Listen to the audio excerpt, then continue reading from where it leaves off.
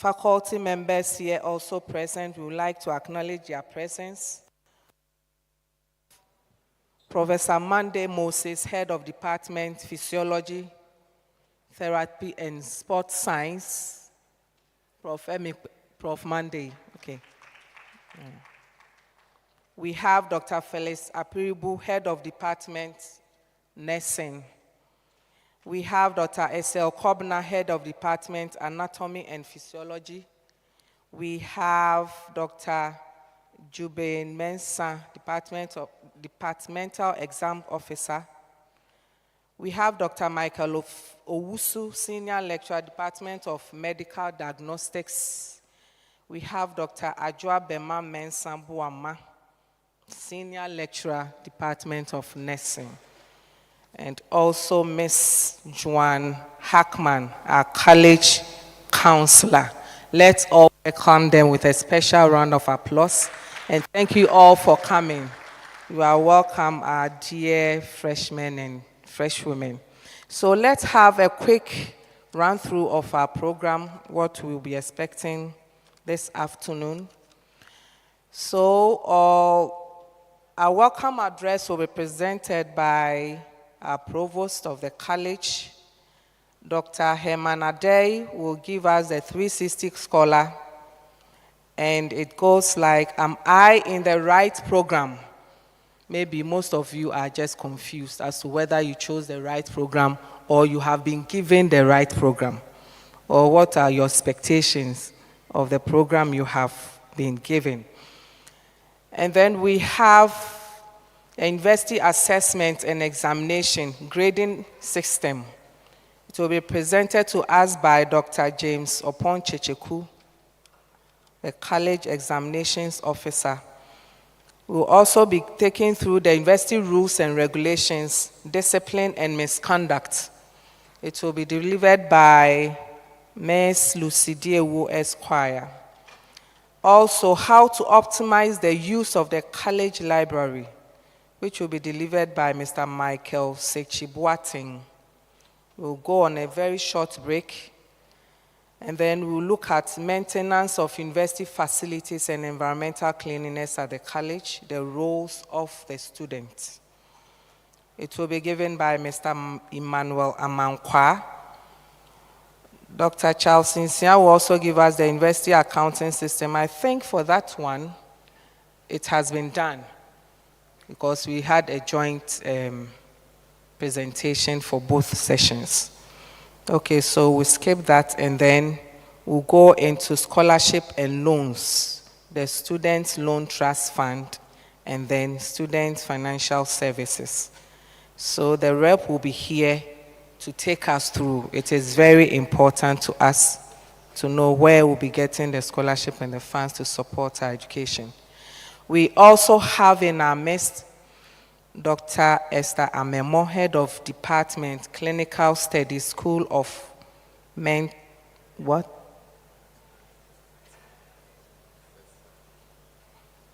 School of Veterinary Medicine. Okay, so she's here.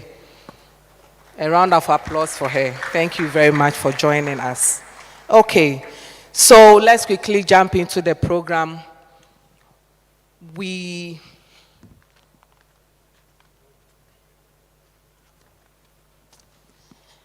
So just joining us upstage is our college registrar, Ms. Lucy Diewu Esquire. Please, a round of applause for her. Thank you very much. So I now call on our Provost, Professor Christian Ejare, to give us the welcome address.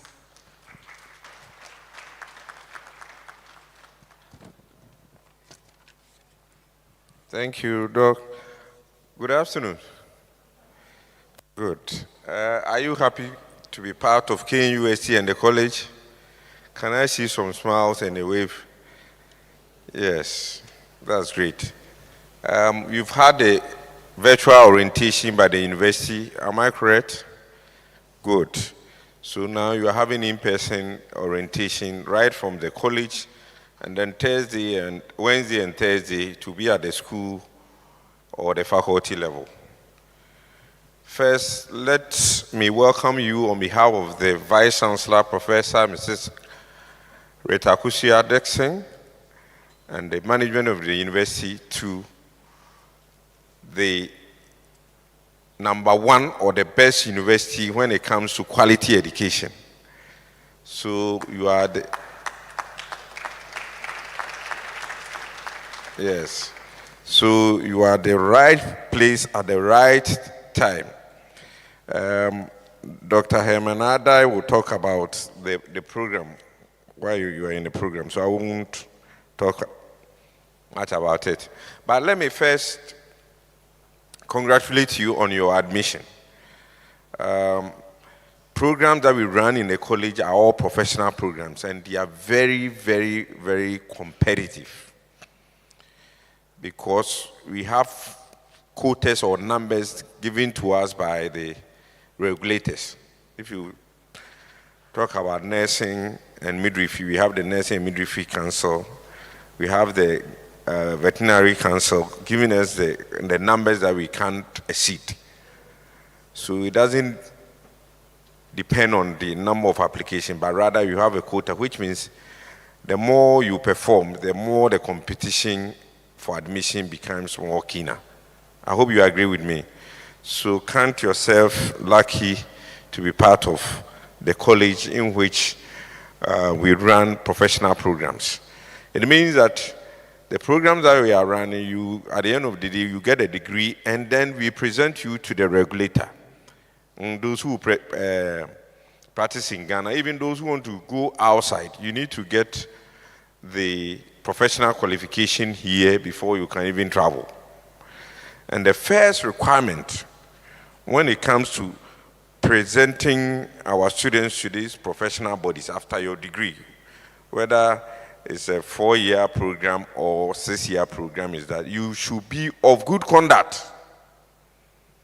So before the dean will present you to the regulator, whether it's Nursing and Midwifery Council or Veterinary Council or the Allied Health Professional Council, you need to be of good conduct. And your dean, based on report from your lecturers and then the staff of your department or faculty, will then make a recommendation. So your conduct is very key. You can't just come to the university and do anything that you want. Your conduct is key. After that, then your qualification, of course, the degree that you are going to earn will then be the next requirement. Now, in terms of the structure of the university, the Kwame Nkrumah University of Science and Technology started the collegiate system nearly 19 years ago, before the other universities decided to go the collegiate system. What does it mean? Because of the increasing number of students, staff, and facilities, the university was unable to run by the normal way of the vice chancellor and then dealing with deans. So we've been grouped into 6 colleges, which means based on the decentralization, there are 6 colleges, and then you find yourself in the College of Health Sciences, the other 5 colleges, including the College of Humanities and Social Sciences, the College of Engineering, the College of Art and Built Environment, the College of Agriculture and Natural Resources. Yes. So, and they are headed by Provost.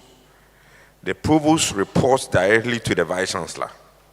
That is the decentralization aspect. And within the college, we have schools and faculties. The schools and faculties, for instance, this afternoon, we are having 3 faculties here. That is the School of Veterinary Medicine, School of Nursing and Midwifery, and then the Faculty of Allied Health Sciences. They are headed by deans. And within the school or faculty, we have departments.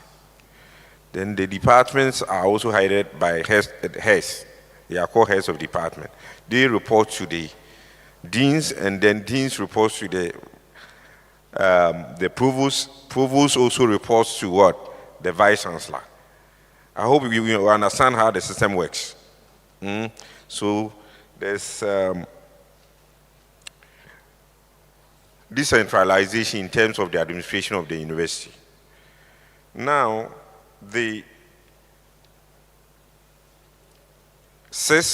currently we are having 6 schools and faculties, namely the School of Nursing and Midwifery being the latest, the School of Veterinary Medicine, the Faculty of Allied Health Sciences, and then in the morning session we had orientation for these schools.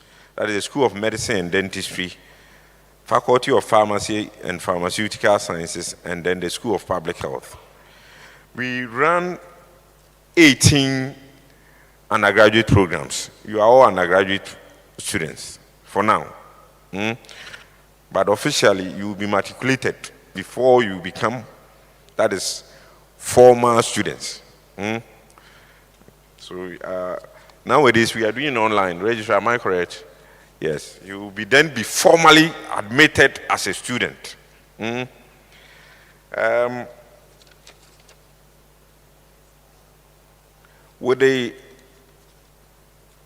terms of research, it's not only teaching. We also conduct research. We have 2 research centers. The first is the KUNS Center for Collaborative Research into Tropical Medicine, that is KCCR. Who have heard of KCCR? The COVID era, that is 2020, you were going to the SHS, am I correct? This research center in the college and that of the university contributed a lot in managing this COVID-19 pandemic in the country. And we receive awards for that. Can we give a clap to the center?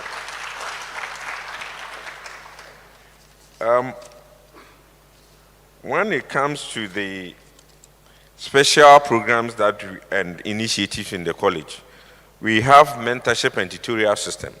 In terms of mentorship, your lecturers will serve as parents to you, and then they will also help you in everything. Except with the finances, they will help you to manage your finances, but not giving you money, but they will help you. Then some of them will serve as academic tutors. They are there to serve as the same time parents. And in terms of the mentorship, you also have your colleagues, that is your seniors serving as peer mentors. Please take advantage of that arrangement. They will help you to know how you navigate. So as for this lecturer, you see this, but this focus in this area or this aspect. Be serious with this. It's good. If you are traveling, you've never been to Accra, and you are going there, and then somebody is showing you that you pass here. When you get here, the police will stop you. It's better you learn from that than you yourself going through the difficulty of trying to get to your destination. We also have the interprofessional program. Because of the one key thing that we are interested in the college is the quality of care that we give to patients and animals, and they are connected. So we try as much as possible to form a team to take care of patients and animals at the same time. We also have programs for the international students. Are we having international students here? Can I see by hands? International students. Good. I can see about 5. Yes. I believe you've heard of the quality education that we are offering. That's why you are here.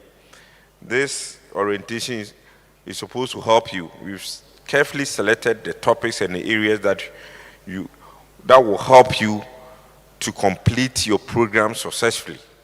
Very, very important. And in combination with your academic, social, and then other lives that you are supposed to experience. The university is a community of its own. So you are supposed, although the main purpose of your stay here or you are on campus is for academic work, but you also have to engage in other activities, not at the detriment of what? Your academic work. Because if you are withdrawn, you can't be part of the social or the other activities that may be taking place. So be mindful of that. And then we are the only college that is in terms of training offering what we call Ghanaian Sign Language to our students. This is to help us to communicate with our patients, those who may be having hearing difficulties, so that when they come, you can easily communicate with them without a third party coming into the whole arrangement because of the confidentiality issues. So you are privileged. This is not being done anywhere. Take this course seriously because it can help you. You don't know where you may need it. It's not just for academic exercise. Learn it and then practice it. We also have the student exchange programs that you can take advantage of. But as a student, what you are supposed to do, especially our program, you can't behave like the others, those in other colleges. Because you remember I said you should be of what? Good conduct. So I expect you to comply with the rules and regulations of the university so that within you are privileged to have the orientation in this great hall. The next 4-6 years will then make sure that we give you the degrees and then you can then go and write your professional exams. But if you decide to go otherwise or do otherwise, you will leave the university before 4 years or before 6 years. What I will encourage you to do is the programs that you are running are demanding and very intensive. You can't compare yourself to others. Theirs may be a bit flexible, but they are demanding. So I will urge you to be highly disciplined, hardworking, and then be time conscious. Comport yourself, be serious with your studies. Again, as I said, we are in a community. You have to be sociable and interactive. At the same time, you have to be an active member of the team that you are going to be part of. Whether at the lab level or at the informal level, you are going to have your discussion groups to help you with your studies. Take an active part in these groupings. That will help. The networking starts from there. You need to have the same people that you are seeing here today. They are the same people that you will come across in the next 8-10 years. And they are supposed to connect you, whether in the country or outside.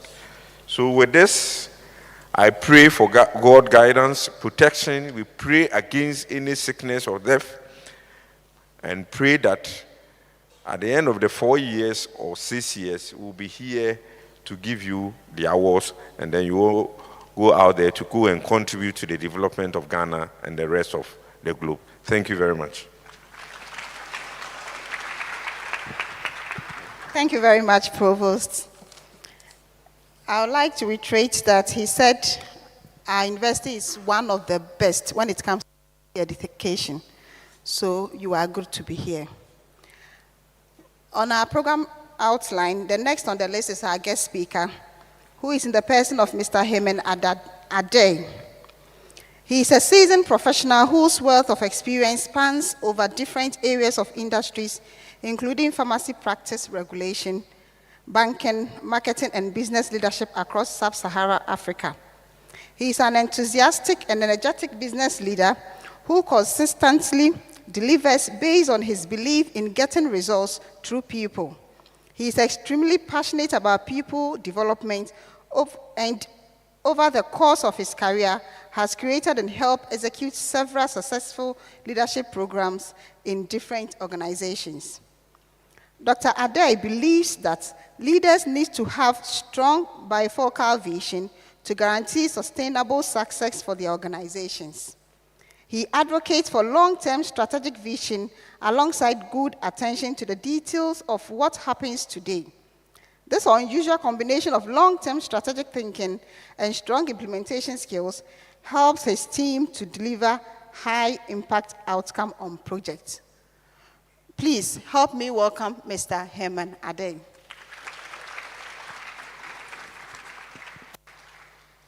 Thank you very much for that kind introduction. Good afternoon, ladies and gentlemen. And I believe it's in order for me to say congratulations. Oh, you don't seem happy. Why? What happened? You want to go back home? You are missing home. Congratulations. Say thank you. Good. As Prof indicated, you must be extremely delighted to be here at the university, ranked #1 for quality education. So it's a promise of what you're about to receive. What I have with you today is a very interesting session. So many years ago, I was sitting here just like you, going through orientation because I'm an alumnus of this school. I trained here, I trained as a pharmacist, and I've been out working for a very long time. And that's what gives me the confidence that you're also going to come out great and be great ambassadors for this school. So I bring you greetings from the Alumni Association, the president and the global executives, and they say I should forward their well wishes to you and give you the assurance that they're waiting for you patiently. They will walk with you through the journey here and welcome you into the fraternity of alumni. So, mine was to talk about the 360-degree scholar. And the focus about that theme is basically going to explore, let's change the slide. It's basically going to help you explore how you can evolve to have a very balanced approach to your education. Okay. So unlike other places where the focus is going to be just academics and probably you may not turn out very well balanced, right from the start, we're looking at how we can help guide you so you come out very balanced and therefore become globally competitive to actually take advantage of the opportunities that will be out there for you. Okay. Slide. So, slide. Okay. So I believe that this is a question that is on the mind of a lot of you, okay? Because typically at this stage, many of you either had options of different courses that they or programs they wanted to take and were receiving guidance from many other sources, and then we get confused. Then you settle on one program, and then once you're in, you're wondering, oh God, why didn't I rather go for this one? Or we also have people who said, oh, I really wanted this program, and they didn't give it to me. They've given me this program. I don't know what to do. I'm even wondering, can I change for another program next year after the first year, etc. And another question on our mind is, what I'm studying, yes, I agree, it's a professional program, but this one versus that one, which one gives more money? Okay, because at this stage, you ask yourself that question, don't you? Okay. Good. So we have all these questions on our mind, and we want to explore how we can deal with it in a more productive way so that our outcomes will be very good for us. Slide. Slide. Okay. Good. So before we launch in, and because you're all Shabrin who have managed to get admission to KNUST, we'll do a little mental test. And I'll tell you why I love this mental test. So we are going to do simple addition. You are happy already? Simple addition. Okay. So we'll be showing some numbers. When the number comes, we are doing it together, all of us. When the number comes, we shout out the number together. When the next number comes, you'll have to add and we shout out the answer together. Can we do that? Okay. The only trick is that it is going to be very fast, like the typical school morning mental. So if you've been sleeping, shake your head a little, wake up and get ready. So are we ready? You don't like the idea of mental. Are you ready? Okay. So we start. Let's go. We were slow. Hey, you cannot even add the 40 to it. Please, let's go back. Let's go back. Okay, it has to be loud and fast because it's going to be very fast. So you add and then you shout the number. Okay, we go.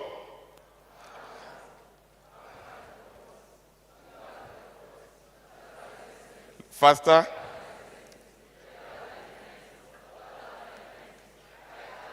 5,000. A big round of applause for yourselves. And then we see that it's not 5,000. We all get 5,000 all the time, and it's not 5,000. Okay. Not to worry about. This one will not affect your average. It's not part of your academic exercise at KNUST. The reason why you got 5,000 is simply because you're a human being. Okay. And as a human being, our brain creates a pattern. Okay. The reason why I love this exercise always is that we are all sitting here with some strong beliefs, okay? Because if we didn't show the answer and somebody met you outside and said, that addition you did, it was not 5,000, you will never agree. Even when I said it's 4,100, somebody was doing, okay, I saw it, okay. So this is simple addition. You believe you can do it very well because, in fact, when we started, schooling is one of the first things we learned, and you've been doing it throughout life. So how can you get the simple addition of 10 to a number wrong? So you are likely to hold on so strong to it to say that is the truth. And yet when you're asked to take it slow a little bit and work it out again, then you realize it's a totally different number. Okay. So before we get into our discussions today, I want to make it clear to you that there are things that you believe so strongly, okay, that we probably are going to present a different perspective to you. And anytime you think that there's something going on here that you don't agree with, just remember that it could be a 5,000. Is that okay? So that you will open up your mind to explore the other possibilities, okay, that exist out there. Okay, so let's move on. Slide. So, as we sit now, for the majority of us, this is what we are looking at, to say, now that I've gotten admission to do this program at KNUST, I am looking at doing very well with my program, okay, and with a good average, good degree. Then I will go and look for a job that will pay me a lot of money, okay, and with that lot of money, I'm going to be very happy with my life. People will describe me as successful, okay. Do we all agree that this is what we want? Is there someone here who doesn't want this? Can we see by hand? Okay, so we all want this. Okay, so slide, let's move on. And even as we want that, we still have these questions on our mind. Say, so is this program that I have now going to make me that plenty money so that I'll be happy? Or maybe do I have to change? Or maybe I have to seek a different advice? Or maybe if I get admission somewhere else, I must go because it's better? We have all these things going on in our mind, and that's what we want to really address, okay, and move forward. Slide. So, to all those questions, the answer is very simple. Change. The answer is yes, the program you have is meant for you, okay? You are meant to be here. You deserve to be here, because sometimes also you get into a new class like that and then you are hearing, hey, this guy is very bright, he came from there, and then you are wondering, okay, will I survive? Okay? Because the things that I'm hearing is a lot. Just be aware that once you got admission to be on that program at KNUST, you deserve to be there. And if you do the right things, you will survive. In fact, more than survive. Okay? So relax and be assured that everything will be fine. Do not bother your head about wanting to change the program again or anything, and I will show you why you need to just stay focused, okay, and pursue your program. Slide. The key thing to understand is that you're just taking up a first degree. And your first degree, even though it's a professional course, it's not a prison. It's not limiting you as to what you can do and cannot do. It's a first degree. So this first professional step that you're taking is only a door. It's going to open the door to change to many more opportunities. Okay. So do not feel that once I do this course, I cannot do anything again. Just see it as this first degree is opening up the options for me to infinite options of what I can do with my life, okay? And I'll share my own story to give you an idea. Slide. Okay, so, no, we go back. So I'll be talking about how we can unlock that door to all those many opportunities that exist for us. And then, like I said, I'll use my story. Then we'll come back to the core reason why we are here. Because the starting point is to deliver academic excellence. It's to do very well with your program. So I'll share some ideas and thoughts, emerging new thoughts about how to approach your learning more effectively and to get better results. Okay, slide. So here's what is interesting. As we are here learning, when we finish, 2 people or 5 people can get first class, all of them, similar academic performance, and we'll all step out there into the working world, and a company will invite us for interviews, and then they will pick one, and then they will leave the rest of us. And the question is, what is making them, we all got first class. In fact, this one, even I beat him in mathematics, okay? So why are they picking that one and leaving the rest of us behind? And that is the question we'll need to explore, so that if you understand those things well, you can use that to form the way you approach your university education, so that you're better prepared and you increase your chances of being the one that will be selected. Is that a good plan? Good? Great. So slide. So I have on here a very interesting set of 12 plus 2 elements. And this, according to the latest trends, are the attributes that all organizations are looking for in the world. So when you all have first class and you come for an interview, they'll be looking for something extra. And that extra thing will be within these ones. Okay. So as you learn, as you go through the university, you need to think about, how do I build up some of these very critical skills and competencies so that I will improve my chances of success once we step out of here. And I'll just run through them for your benefit at this stage. So number 1 is critical thinking, analytical skills, and problem solving. Okay. So the world out there is not looking for people who can remember what was in their notebook or in their textbook. The world out there is looking for people who can think through issues and solve problems, come up with solutions to challenges in the world. And with that, the companies are sure that they will make more money and pay you some. Okay. So it's a very important thing. It's not a game of memory and recall only. You need to be able to think through challenges and find solutions. Number 2, teamwork and collaboration. Regardless of how bright you are, if you're not able to work well with other people, it limits you.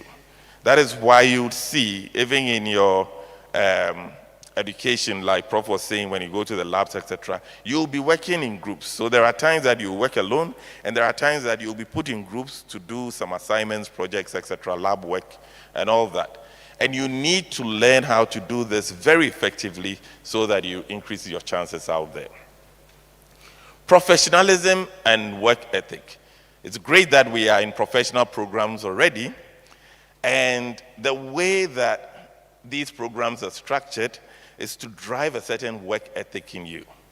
So I recall way back when I came to KNUST, it was made very clear that, the pharmacy student cannot be like any other student.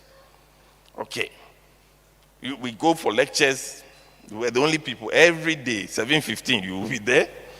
You do labs afterwards, you have to dress a certain way, you cannot be late, even after break when you are late, you're out. So they drive a certain pattern of behavior in you, and that is building professionalism and work ethics. And if you're able to sit through that very well, then once you graduate, your level of professionalism and work ethics is way up there. You need to be able to communicate, both writing and oral, verbal communications. Organizations are looking for people with confidence and people who can lead. Okay? So as you're here, you need to think about it. How can I take the opportunity of this vast university to build these competencies, my confidence and leadership? They are all looking for commercial awareness, because regardless of how great you work, if you are not aware of how your work translates into money and you are not able to protect the money very well, you will run companies broke.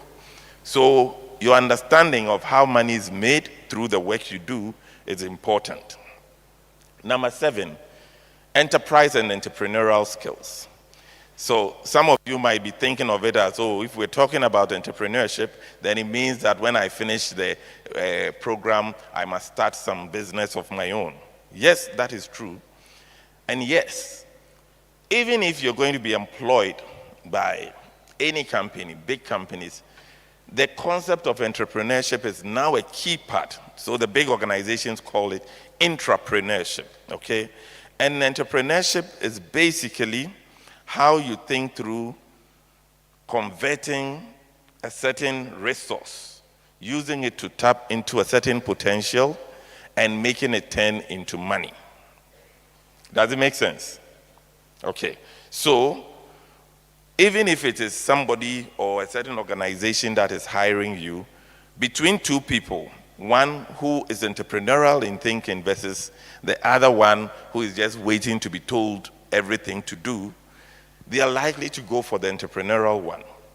And it's today in the corporate world, it's called intrapreneurship. To say, when we give you a job, within the confines of your job, we expect you to think through, spot opportunities, and come up with ideas as to how we can tap into those opportunities profitably. Make sense? A situation, a challenge, or a task on hand, and what actions you took, and how those actions yielded some results. So this is a very popular model that is used to guide how you answer, okay? And I will encourage you to take the STAR model to guide how you learn. So if you say, I want to stand to be the next Dr. BIY, or what did he get, the HESA president, or whoever it is, you need to think about, as I do that work, what skills am I building? And if somebody should ask me, how would I tell the story about a situation, a task that needed to be delivered, what actions I took, and what results I got? They want real life stories. And that is what this environment can provide for you. Slide. So, to be able to do that, here's what I'm inviting you to do. Use the university, okay? We will all agree that from wherever it is we were coming from, it was nowhere near what we have found on this campus. There's no school, second cycle, etc., that has any facilities like this, that has many people like this, okay? That has professors lining up like this. The things you find out here, you come to meet here, you don't meet it anywhere else. So it is a wonderful opportunity for you to explore and to leverage, because you cannot find it anywhere else. And that is why it's called a university. Yeah? It's universal. Everything is in there. Okay. So explore it, not only to build your academic potential, think about your social intelligence as well. And I spoke about intelligence. I didn't use knowledge or memory. Intelligence is not about memorizing things. Intelligence is about being able to perceive what is out there and choose a guided response that is productive, that is intelligent. So if we have any technology, anything we call intelligent, it just does not do its own thing. It's able to read what is out there and give a guided response. So as we are here, we should use the university, observe, see how things are going on around here and in the bigger world. Okay. Learn how to think. When you see anything, observe and try to think through a certain solution. What could be a solution? It's not about running to textbook always to find definition. Learn to think. So even the learning, when we go for lectures, etc., and they give us the information, let's think about, so how would I apply something like this in real life? How would I use this to derive benefits and value beyond what is obvious? And let us learn to interact. Because I told you, they want people who can interact well, be persuasive, teamwork, can collaborate, so that the outcome will be 1 + 1 = 3. So you can be very bright on your own, and the world is looking for people who will take their bit, add it to someone else, and deliver something far greater than what the individuals could produce by themselves. Slide. So, it becomes obvious and goes without saying that as you go through lectures and learn how to pass your exams and all that, you also need to explore further, okay? And that is where the concept of extracurricular activities come in. Think about joining clubs, okay? Because it will provide opportunity for you to organize something, for you to lead something, for you to interact with people, okay? Think about social activities, same thing. Take up challenges and responsibilities. So when it's time for class rep or class captain or whatever it is, say, I will do it. Don't fear. Don't say that, oh, what if the people don't choose me? Okay. You put yourself up and let them not choose you. The process of them not selecting you in itself is a learning. It's an experience. Okay. So it's important that you don't just go and hide in one corner. Participate in stuff. Put yourself up. At least nothing at all. It will give you an opportunity to do a manifesto and make promises, and then the people say, we don't believe in your promise. It's okay. Yeah? And it's an experience, because these things that you'll be experiencing like that, you'll be amazed as to how something very little can mean very big in future if you are sitting in an interview and you are telling the story. So don't let them pass you by. Participate, okay? And try to build those leadership learnings. And when you fail, don't say I've failed and people are laughing, so I'll not try. When you fail, just try again, okay? Because that in itself is great learning. Slide. So, after my plenty blah, blah, blah, blah, blah, I want to believe that it is clear that our goal should not be, let me come, study, pass exams, and then I'll get a big job, they'll pay me a lot of money, and I'll be happy. I think we can redefine our goals to say, yes, we are here to study, and it's paramount, and it's number one. And it has become obvious that we need to build certain relevant skills and experiences, okay, that is only the university campus like this that can give you, okay, so that you can use those ones also to tap into practicing leadership, taking on leadership opportunities, and then also building your social skills, okay. So let's change it from pass exams, make money, be happy, and to say, yes, we will learn, and we would also build all the relevant skills that the working world is looking for, and we'll tap into what the university offers to build our leadership, our confidence, and our social skills as well. Is this a good plan? Yes. Can we work with this? Okay, great, good. So slide. So, with that, and talking about using your first degree just to open doors, I'd like to share my own story, okay? So when I was in school, every single vacation I worked. I worked at Agogo Hospital, police hospital sometimes, and most of the time, I was working in a community pharmacy, okay? At the time, I wasn't very clear as to what I was building. I felt that I was doing that so that I'll get extra money so that I can come and afford beer at the JCR. In our days, they used to sell beer there. And I worked throughout. And later, it translated into something good, okay? After school, so I guess what I'm trying to say is when you go home on vacation, don't say nobody has given me a job, so 4 weeks I will stay at home. Remember, it's all about skills and experience you have that you'll be selling in future. Okay, so when you get home, find somewhere, go volunteer. Say I will work even if you don't have money to pay me, because I know some skills that I'm building, and I think your facility here can help me do it, and do it. If you do it well, before long they will start paying you for it. Yeah? So after school, what happened in school actually was, although I wasn't the brightest in class, I was very engaging, okay? So I had a professor. The laws had changed when pharmacy council changed, pharmacy board changed to pharmacy council. So they were teaching us the law. And I found it intriguing.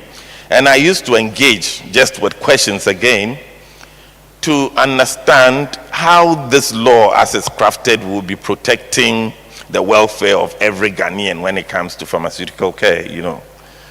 So in class I was very engaging. Again, I didn't have a clue as to how that will pay off.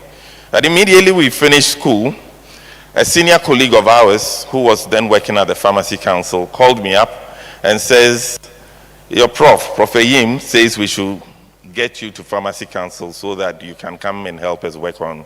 They were doing some LI revisions to the law, you know.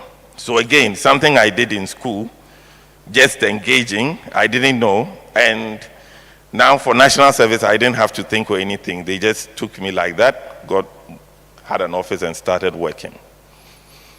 Again, in there, same engagement and a certain attitude to work. In just a couple of years, I was heading up what we call licensing and enforcement, premises licensing and enforcement. Whilst I was there, I used to have challenges with the finance department because we run projects and they would say, oh, the money has gone into consolidated fund, we will not give you. And I was troubled because they did not used to do anything. These were initiatives that we started. And after one, when you go next time and say, we are going next time, we need the money, they say, no, you cannot have the money. So I caused a bit of trouble around that. And one of the things I put in my head is that this finance, I will learn it, because I felt they were bullying me with the finance. So I was looking for an opportunity to learn finance. We were there. One day, my mate, who was also working there, said, see this advert. Barclays Bank, now ABSA, put up full-page advert. They want to recruit graduates with a good first degree, either first class or second upper, to train them in banking, finance, and leadership. Okay. so everybody can apply. I said, I will do this. No, people said, you're crazy. They are looking for people who did finance or something. I said, no, they said good first degree. So I applied. Apparently, we were more than 1,800 who applied. And it was a long series of selection, wrote different tests, etc. And then they kept cutting down the number. When the number got down to 36, I recall very well a friend of mine coming to ask me, does your father know Kobna Kwanza? Kobna Kwanza was the managing director of Barclays then. Does your father know Kobna Kwanza? Does anybody in your family know Kobna Kwanza? Do you know any of the executives? So why are you worrying yourself? This thing they are doing, they know the people they will pick on radio. Don't worry yourself, it's protocol. I continued. The number went down, 16. It went down to 8. Finally, 5. And I happened to be one of the 5 they picked. Okay? At that interview, I remember the final interview. Later, one of the directors came to tell me that they asked the question, and I didn't have any good example to give, so they were talking about something innovative. And I said, okay. When I was on campus, I attended a very great school. It's called Pope John Secondary School. It's in Koforidua. Real great school. And we are so great that when we were on campus, no girls' school wanted to partner with us. So the Moba Gehe, they will be together, Sperosa, they will be together. Only Pope John, we didn't have girls. Or maybe our girls didn't come to university. So they used to do these dinners.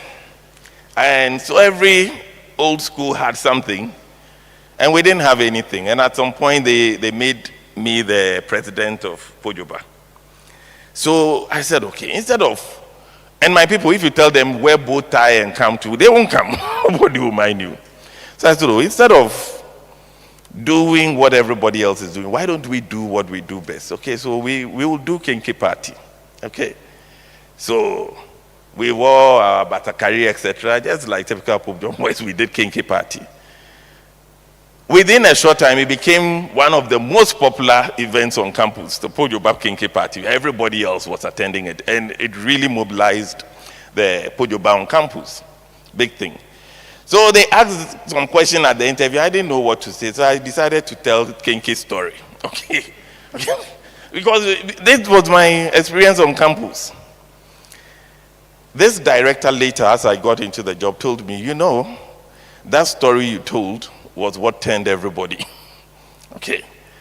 And I was thinking, kinky party. We are doing banking and finance. How can a kinky story actually win you a job? And I share this story to say that don't look mainly on anything that you do here. Because again, as I was interacting with my people who were going around organizing the kinky, negotiating for the fried fish, etc., I never knew that at some point I'll be so caught up with wanting a story that it is a kinky story you will tell. And I never knew that the kinky story could transform to be a champion story. Okay. So, do not look down mainly on anything that you set your hands to do here. Just go in with that passion and think of those 12 attributes and say, okay, I'm using it to build one of them. And if you learn to tell your story well, it could be a game changer. So I got into banking. It was a 2.5-year program. I did a fantastic job according to my own expectations. And I was clear that I wanted to learn finance and come back to pharma. So after the program, first person, I said, I'm not doing any banking anymore. I'm coming to pharma. But again, that period in banking and the training gave me some skills that put me beyond what the average pharmacist was doing. So I joined Hoffman La Roche, pharmaceutical marketing. I was a rep. And because I had gone through some experiences and conscientiously tried to bring that experience into what I was doing, again, within a couple of years, I got the opportunity and I was promoted because my performance was good. So I moved to South Africa to join the marketing team, later became the head of marketing for Africa, worked on, came to Abidjan, Nigeria. I worked in different places. But my point is today, I'm not even doing any pharmacy. Today, the work I'm doing is what I'm doing now, okay? I do leadership development. I do management consulting, mainly around strategy, okay? And one would have thought that my major clients and majority of my clients would have been from the healthcare industry or from pharmaceuticals. No, it's not true. It's from the telcos, it's from the banks, it's from the hotels, Movenpick, and the others. Okay. And so, what experience did I use to access banking or hotel industry or telco? It was still the fundamental. I read pharmacy. And I worked very hard, and at every opportunity, I took it as a learning opportunity, and I did my best. Okay. So I guess sharing the story is to say that regardless of what program you're running, it is not a prison. Okay. Do your best at it, and know that it's just going to open doors for you, and you're going to go into many different places, and hell yes, if you apply yourself, you will excel. Do you agree with me? So the conclusion of that is it's not the program you're reading, it is you writing your own story. Okay. And how well you do it is how far you can take it. Slide. So, now that we know that we need many other things to become well-balanced graduates who can tap well into opportunities for the future, let's come back home to baseline, what matters, academic excellence. And we all need to do well. And I know that at this stage, depending on where you're coming from, some of you may be very confused. In our days, there was opportunity for you to get multiple admissions, so we buy forms for different faculties, etc. I guess I bought forms for almost everything at KNUST. It was only Legon that I remember I used my money to go and buy kebab. I didn't buy the form. I bought forms for KVAS, Agric. So I came, I had admission here, admission there. And what I used to hear was, pharmacy is so difficult. You know, those people, they don't rest. So don't do that course. And I was scared. I was scared with this whole academia thing. I was scared, so I said, no, I'll choose a course that is easy. So first I said, let me go and do biology. Then he said, oh, no, Agric is better. Then I sat in Agric for about 3 days. Then somebody came to tell me, oh, there's the natural resources, you know, they give them bursary. It's $100 or something. I said, if there's money there, then I stopped Agric, I went to natural resources. So I was sitting at natural resources one day when one professor happened to be a friend to my uncle. So my uncle got to know that they've never seen me in the pharmacy class before. So he sent his friend, and then they came to drag me like this, put me in pharmacy class. I started shaking. I was so scared just because of what I was hearing, how difficult it was. And you know, in the night, the seniors will keep shouting around 11, say, Udao, Wandao, Usnyo, Wensnyo, Ibibe Kofie. You know. And here I was with my scary pharmacy. I say, God, I should have just done Agric. I know I can do Agric. Me, I like Agric. And it used to really scare me. So I recall my friend's brother, his senior brother was in CAT. He came to visit me. I was in Queen's Hall one evening, and he saw that there was something wrong. He said, Herman, what is it? He said, you know, this pharmacy course, the way they are describing me, I'm really scared. He says, oh, don't worry. You know, when you go to class, really listen to what the teacher is saying. So go and sit in front. Don't sit at the back.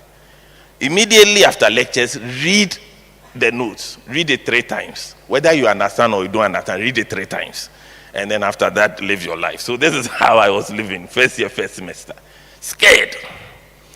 And the results came, and I did so well. I said, oh, okay, it means that this course I can do well. And that is another thing. So don't be like me. So after very good results in the first semester, I slacked and the second semester became a disaster. So there's nothing like the course. There's no course that is very easy. You need to put in the work. Okay. The promise is that once you're confident and you put in the work, you will get the results. So by all means, you must learn. But here, I just want to share something that I learned much later after school. And I always make reference to what we learned in physiology about the brain and what we know today. So when I was in university like you, we learned that, we are born with finite number of brain cells, okay?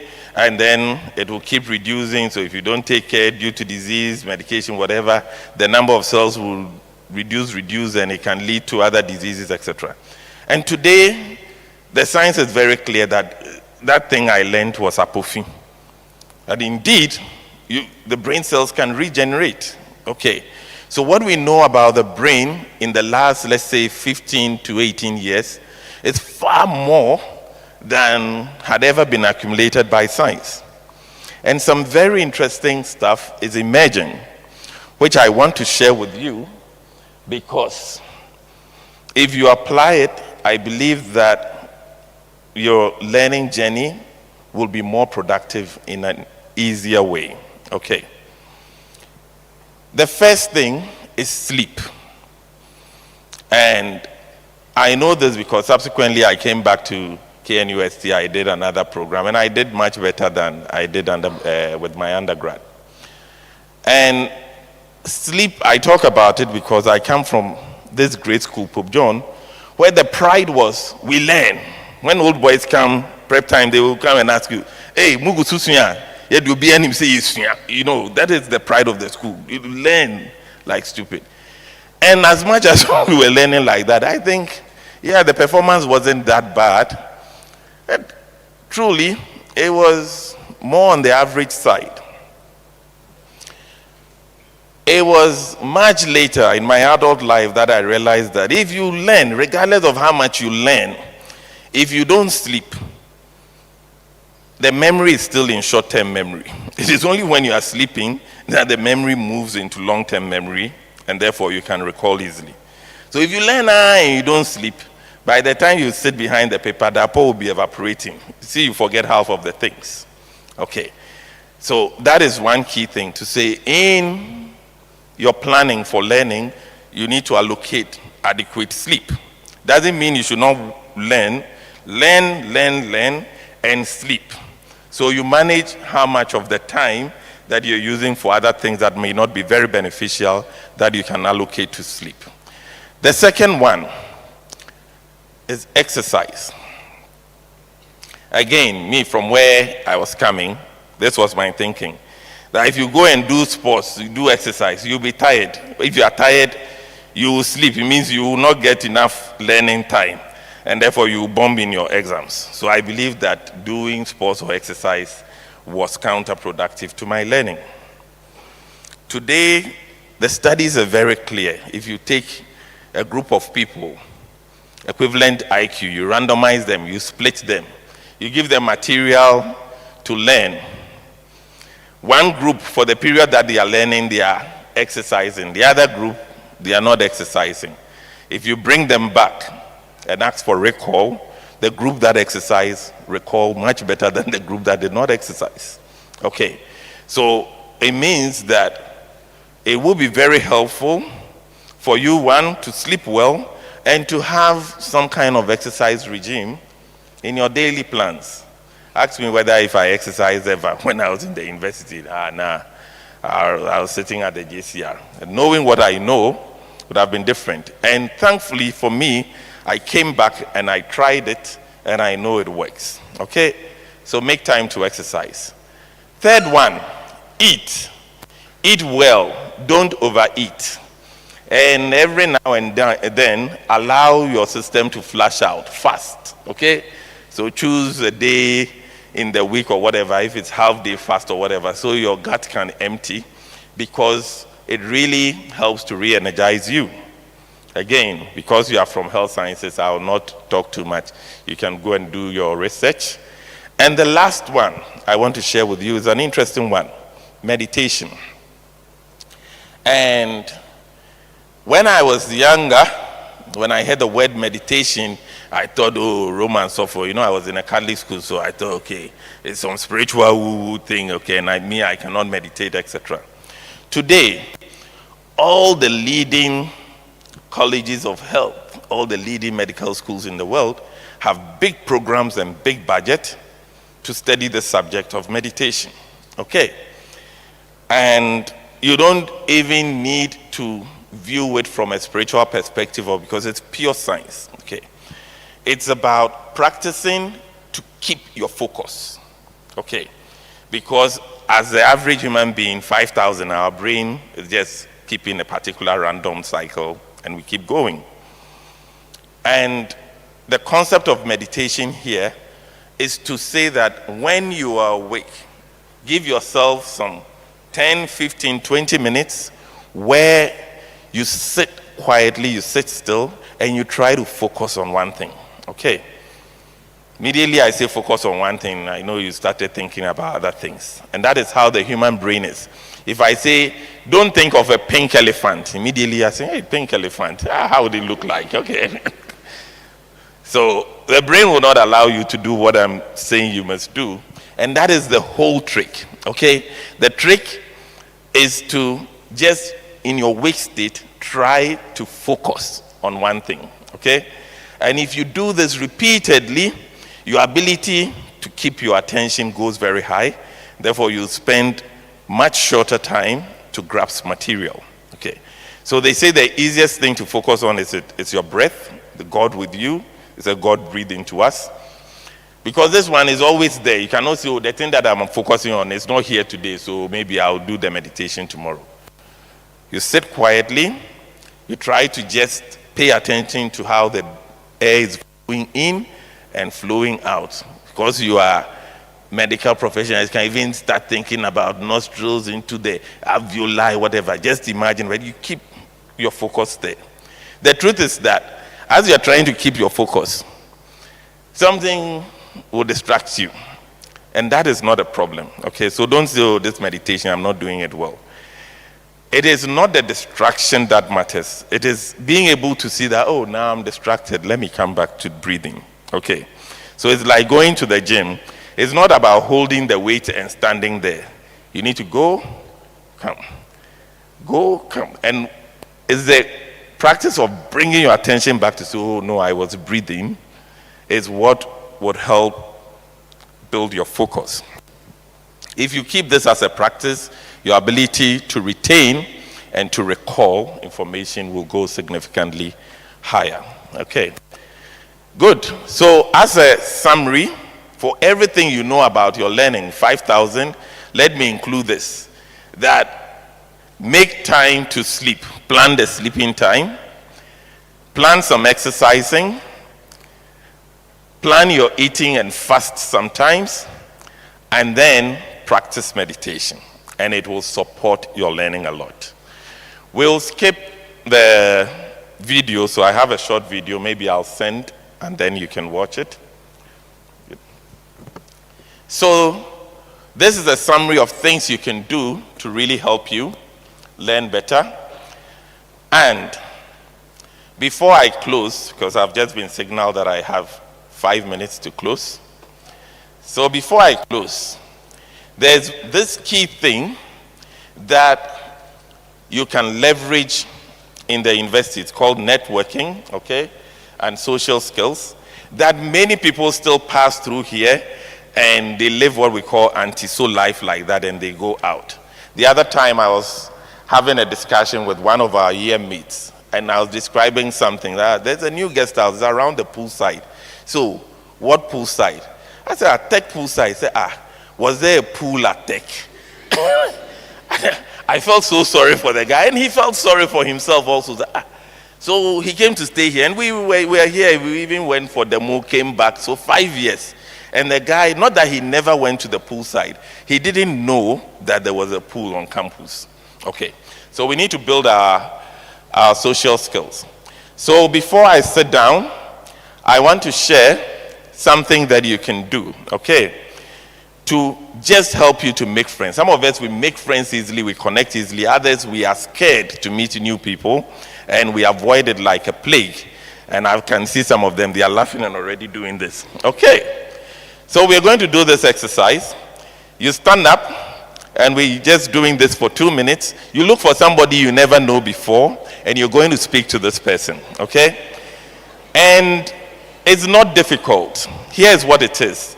Whether it is Prince Charles or now King Charles or Queen Elizabeth, whoever it is, they say the human being loves compliments. So just look at the person, notice something great about them, and give them a compliment, okay? And then don't say anything, rather ask them a question. Okay, I can even give you the question. Can you tell me a little about yourself? Okay, and stand there and listen. This is all, okay? And it is likely to lead to other things.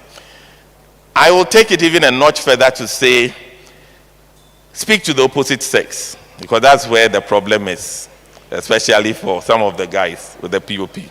Okay, so look for someone, and we have just 2 minutes. Just compliment them, and then, so let's stand up, up. Not the person sitting next to you, I say somebody you don't know. Huh? Somebody you don't know. Just look for somebody. I didn't say sit down, I said stand up. And look for somebody. I'm still looking for those who will come to speak to the professors. You see, when I said it, everybody is saying, okay. Reach out and speak to, in fact, I have an award for those who will walk across and speak to one of the professors here.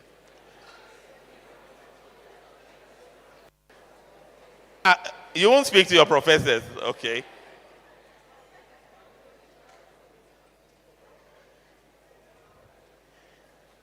Don't sit there and watch. Talk to somebody. You have 2 minutes.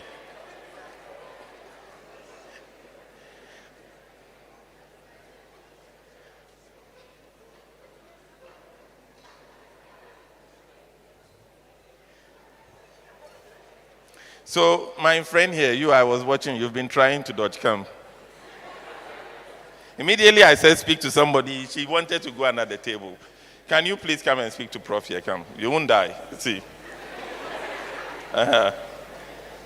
Just say, Prof, your green shirt is very nice. Please, can you tell me something about yourself? Let's see. A round of applause for her. She's coming to do it.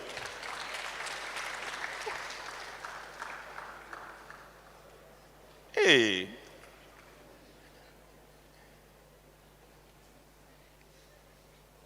Don't collapse on me. Okay, we'll continue later. Okay, good. But that is the thing. You need to build a network here, because the network you build here is going to serve you afterwards, okay? So don't live in your own small cocoon. When you meet people, compliment them, start a conversation, and you'll make a lot of friends, okay? Next slide. So to close, we all agreed that we need these 3 things. We've spoken about things you can do to boost your learning, the need for you to build some experiences and some skills, and to take advantage of opportunities to build your leadership. Slide. I will leave you with these quotes, okay, from Einstein, and I love it. Education is not about memory recall. It's about training yourself to think. Next slide.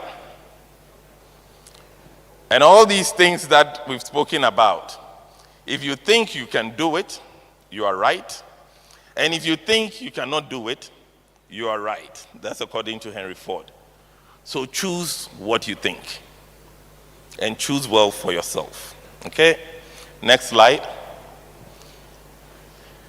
And I love this. This is what we work with in our organization, and I hear that is from Aristotle, the genesis of it. It's to say, whether you do something or you don't do something, whether you go to talk to Prof or you don't talk to Prof, you are becoming something. So if you sit down like this and you don't go anywhere, you are becoming something. And if you take everything we've discussed here and you begin to apply it, you are becoming something. What you will become is a function of what you think, what you believe, what you practice, and what you do consistently. That is what you will become. Okay? So you are becoming. And the power is in your hands as to who you will become. Next. And on that basis, I would want to encourage us to say, let's be very confident about where we are today. Because the program you are in is the right program for you. Don't think about it anymore. Believe that you deserve to be there, and if you engage and you do your work, you will do well just like I did. And be comfortable and confident about it that everything is going to turn out okay. It is not a prison, it is a door of opportunities that is being opened to you. Next, and on that note, I'll say thank you very much. Thank you very much, Dr. Hemenadei. In his speech, he said, you are here not because of luck, but because of hard work. And this popular saying by Zig Ziglar, success occurs when opportunity meets preparation. Please ponder over it. Before we move to the next presentation, I would like to acknowledge these dignitaries. We have in our midst Professor Mrs. Victoria Bam, Head Public Health Nursing, School of Nursing and Midwifery. Please, can you give us a wave? We have Mrs. Abigail Omo Wunmi Emepe, Coordinator for Diploma of Midwifery. Thank you, ma. We have Dr. Philemon Adoliwine Amoba, Coordinator for School of Nursing and Midwifery External Programs. And we have Mr. Michael Sechibuate, our college librarian. Thank you very much. Please, next on the program outline, we are to listen to a presentation from Dr. James Opon Checheku, who is going to talk about the university assessment and examination grading system. Can we welcome him, please?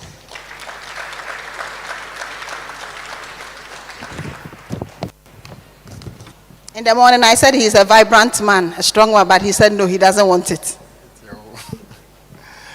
Thank you very much. All right, so I'm here to talk about exams.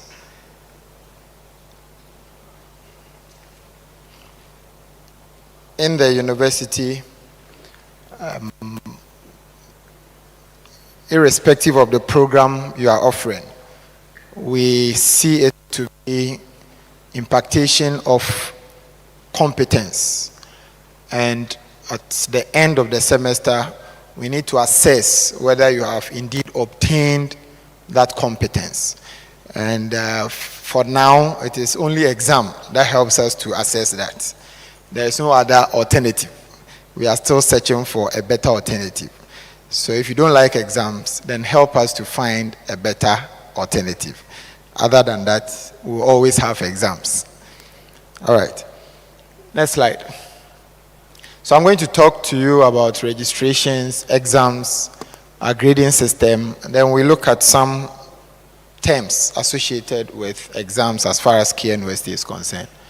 Next. So at the beginning of every semester, every student has to register the requisite courses for that semester. And there are two legs of registration in KNUST. The first one is what we call the biometric registration. Those of you who are in the halls, when you reported on Saturday, after you went through your hall registration, you had to do biometric registration, where they capture your biodata, right? Now, the purpose of that is to satisfy a regulation in this university. And that regulation is that you cannot register by proxy. By proxy means nobody can register for you. So you, the student, has to be here physically to register. So the biometric registration is to help us achieve that. And then the second leg is the course registration, where you need to select the courses you are going to read for that particular semester. And we've advanced, so we do that online. When I was in school, you have to come to campus to come and do this. But now you can do this on your phone. And the courses are grouped into two main categories. We have the core courses, which are compulsory. Whether you like it or not, you have to register them. And then we also have some open elective courses, which are optional. So depending on your preference, you select them. But that is determined by the department or the faculty. Now, under the core or compulsory courses, we have what we call program courses and then elective courses. So, for example, if I'm reading veterinary medicine, most of your codes will be VET. When you see VET, it is a program course. That is a course directly related to your program. But on your registration slip, you could also see a course with the code ENGL, that is English 157. That is not a program course. It's not directly related to veterinary medicine, but it is an elective course which is still compulsory. So under the compulsory courses, we have those two distinctions. Next. One other important parameter you see on your registration slip is what we call credit hours. Every course is assigned a particular credit hours. It ranges from 1 to whichever number. The highest I've seen is 6. So for an undergraduate program. But some medical school courses are more than that. That is an anomaly. So the credit hours depicts the number of hours you would do that course in a week. So for example, if English is English 157, the credit hours is 2. What it means is that for the whole week, I'll have 2 hours of English, and that is it. I'll only do English again the following week. If a course has a credit hour of 4, then it means on the timetable, I have to do that course for 4 hours in the week before the week ends. Now, for most programs in College of Health Science, we have the practical side and then the theory side. For practical courses, most of them, the credit hours are 1. So you see only 1. But when you go to the lab, you will spend more than 1 hour. Average between 3 to 4 hours. So for practical courses, 3 hours is equivalent to 1 credit hour. So even though it is 1, you would be in the lab for more than 2-3 hours. Now, for any student to qualify to obtain a degree in this university, for every semester, you can only register a minimum of 15 credit hours total, and then a maximum of 21 credit hours. So those who have already done the registration, your maximum hours or the credit hours will be between this range, either 15 or more, or 21 or less. It cannot be more than that. Next. Now, I said that the registration has 2 components. You have the biometric registration and then the course registration. Biometric, you have to do it here on campus because it needs your physical presence. But for the online, you can do it on your phone. And the system we operate now is that 2 weeks before we reopen school, the portal will be opened. So wherever you are in your homes, you just go online and then you register. And when school reopens, the portal will still be opened and then close 1 week after school reopens. So cumulatively, the portal will be open for how many weeks? 3 weeks. After 3 weeks, it is closed. If you've not registered, then you are automatically deferred. It means you are not ready to join us for that semester. So always look out for 2 weeks to reopen and then 1 week after school resumes. It is a very simple exercise. Now, course registration is exclusively done online via or on this platform, KNUST AIM app. That is your academic information manager. Now, this app is going to be your holy Bible, all right? Your go-to app for the rest of your stay in this university. It is the same app you will use for your registration.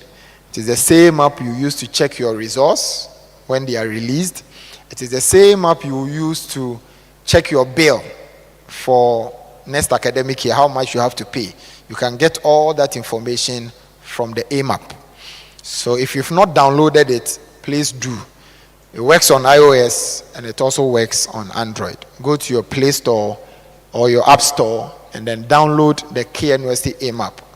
Alternatively, you could also open it through a browser. Just open your browser, whether Chrome, Mozilla, whichever, and then type in KNUST AIM app. Search Google. The link will come, follow it, and you can also access the platform.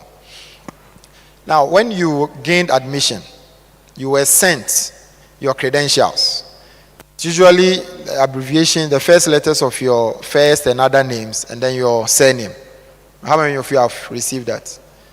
Yes, and then you get a password, combination of letters, and so those two credentials are very important, all right, plus your student ID number.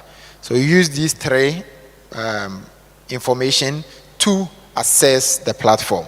If you've not downloaded it, please do. It is very important. Next. Now for examinations, at the end of the semester, your total attainable mark will be 100%. But that 100% is split into two.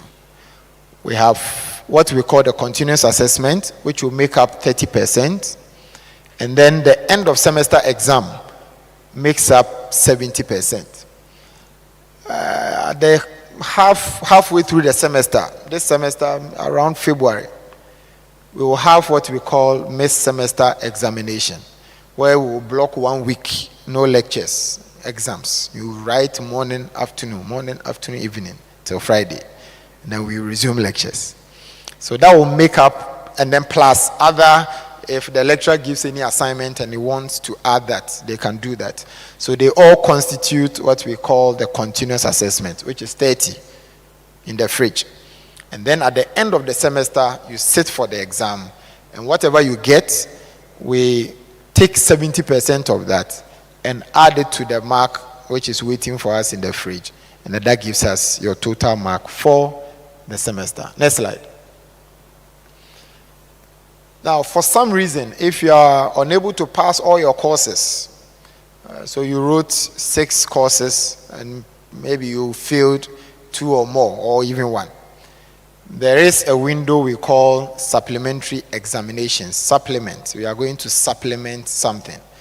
So it is for you to redeem or rewrite your failed papers, so that if you pass, we will take a decision whether you go forward or not. So it is organized for students who are trailing courses, and for that there is no continuous assessment portion. Whatever you get is 100%, then you go with it. So 2 weeks before we reopen for the next academic year, we organize this supplementary exam for you to write. And again, you need to register before you can write. Next slide. For the grading system, in our college we have programs that are 6 years and then those that are 4. So for this afternoon, I think veterinary medicine, you are here. So veterinary medicine is a 6-year program. And then all the others, nursing, midwifery, medilab, sports and exercise, which other one? Who have I missed out? Or imaging, medical imaging. They are all 4-year programs. So for the 6-year programs, whether it is a program course or an elective, any mark from 70 to 100 will give you an A, 60 to 69 will give you a B, 50 to 59 a C, but the pass mark for most courses in the 6-year programs is 50%. So any mark below 50 will then give you a fail, not a D. So fail if it's a 6-year program, any mark from 40 to 49 or from 0 to 49 is a fail. And then for the 4-year programs, most their courses, the pass mark is 40%. So any mark from 0 to 39 will give you a fail, but 40 to 49 gives you a D. I will explain the incomplete later. Next slide. Now let's look at some key regulations of exams or on our examinations in this university. They are not exhaustive, but I just want us to focus on these 5 for now. So the first one is that you cannot write an exam for a paper or a course you have not registered for. Now the university is a free community, so I can decide to go and join sociology class. Just enter, sit at the back and listen. It's free. Nobody will sack you. You can enter and go and listen to a mathematics lecture. Nobody will sack you. But because you've not registered for that course, you cannot write the exam, even though you've gone for the lectures. So you cannot write an exam of a course you have not registered for. That is why I said when the portal is open for the 3 weeks and is closed, you have to defer because you cannot join us to write any exam. Then you are required to bring along your ID cards, which you'll be given in the course of the semester. Then candidates are to report at the exams hall not earlier than 30 minutes. So if the paper is starting at 8:30, as most of our exams start, you are supposed to be there by 8, because between 8 and 8:30 you can be called to enter the exam hall. Now in College of Health Sciences, we don't allow wristwatches into the exam hall for obvious reasons. All right. Now most of our watches are mini mobile phones. So if I ask you not to bring mobile phone and I allow you to bring your digital watch, I haven't done anything. So we don't allow wristwatches at all. Somebody would say that, what if my watch is not digital? We don't have time to be checking which one is digital and which one is not. So don't bring a watch. Now you need your wristwatch for what? To monitor time as you are writing. So we'll provide you with a clock, very big one, very nice. You semester you'll be amazed when you see our clocks, very nice. So you don't need a wristwatch. You can check the time at any point in time. So we don't shout, hey, you have 5 minutes more, you have 10 minutes more. No, you will see it and you will feel it. All right. So no wristwatch is permitted. So let's not forget this. And then the last point, the 5, is it's a very controversial one, but we want to take it on. We want to take it on boldly. If you don't dress decently, you will not be allowed to enter any exams hall in the college. I'm speaking for College of Health Sciences. Now, somebody will say, what is decent dressing? We all know what decent dressing is, don't we? Don't we know what decent dressing is? We all know. Just cover up. As for the males, the guys, it is very easy for us. It is always shirt and trousers, no shorts. If you bring shorts to any of the faculty areas, we will beat you like a thief. No shorts. And then just wear decent shirts. It's fine. The problem comes with the ladies. All right? We expect you to cover up. Where it needs to be covered, please cover up. We are not interested in your body. We are interested in what is in your head. Is that fair? Yes, that's what we are interested in. So usually we advise the ladies that when you dress up and you are going to write exam, sit down in your room. Okay, you all have chairs in your room. Try to write, ask your roommate to check your bag for you, whether it is still covered. Because from experience, we realize that some dresses cover you when you are standing. But as soon as you sit, it becomes mini. All right? So we are equally interested in you covering up when you are standing and when sitting. Now, we do this to protect our male students. We do this to protect you. Or you don't mind? No exams, you will mind.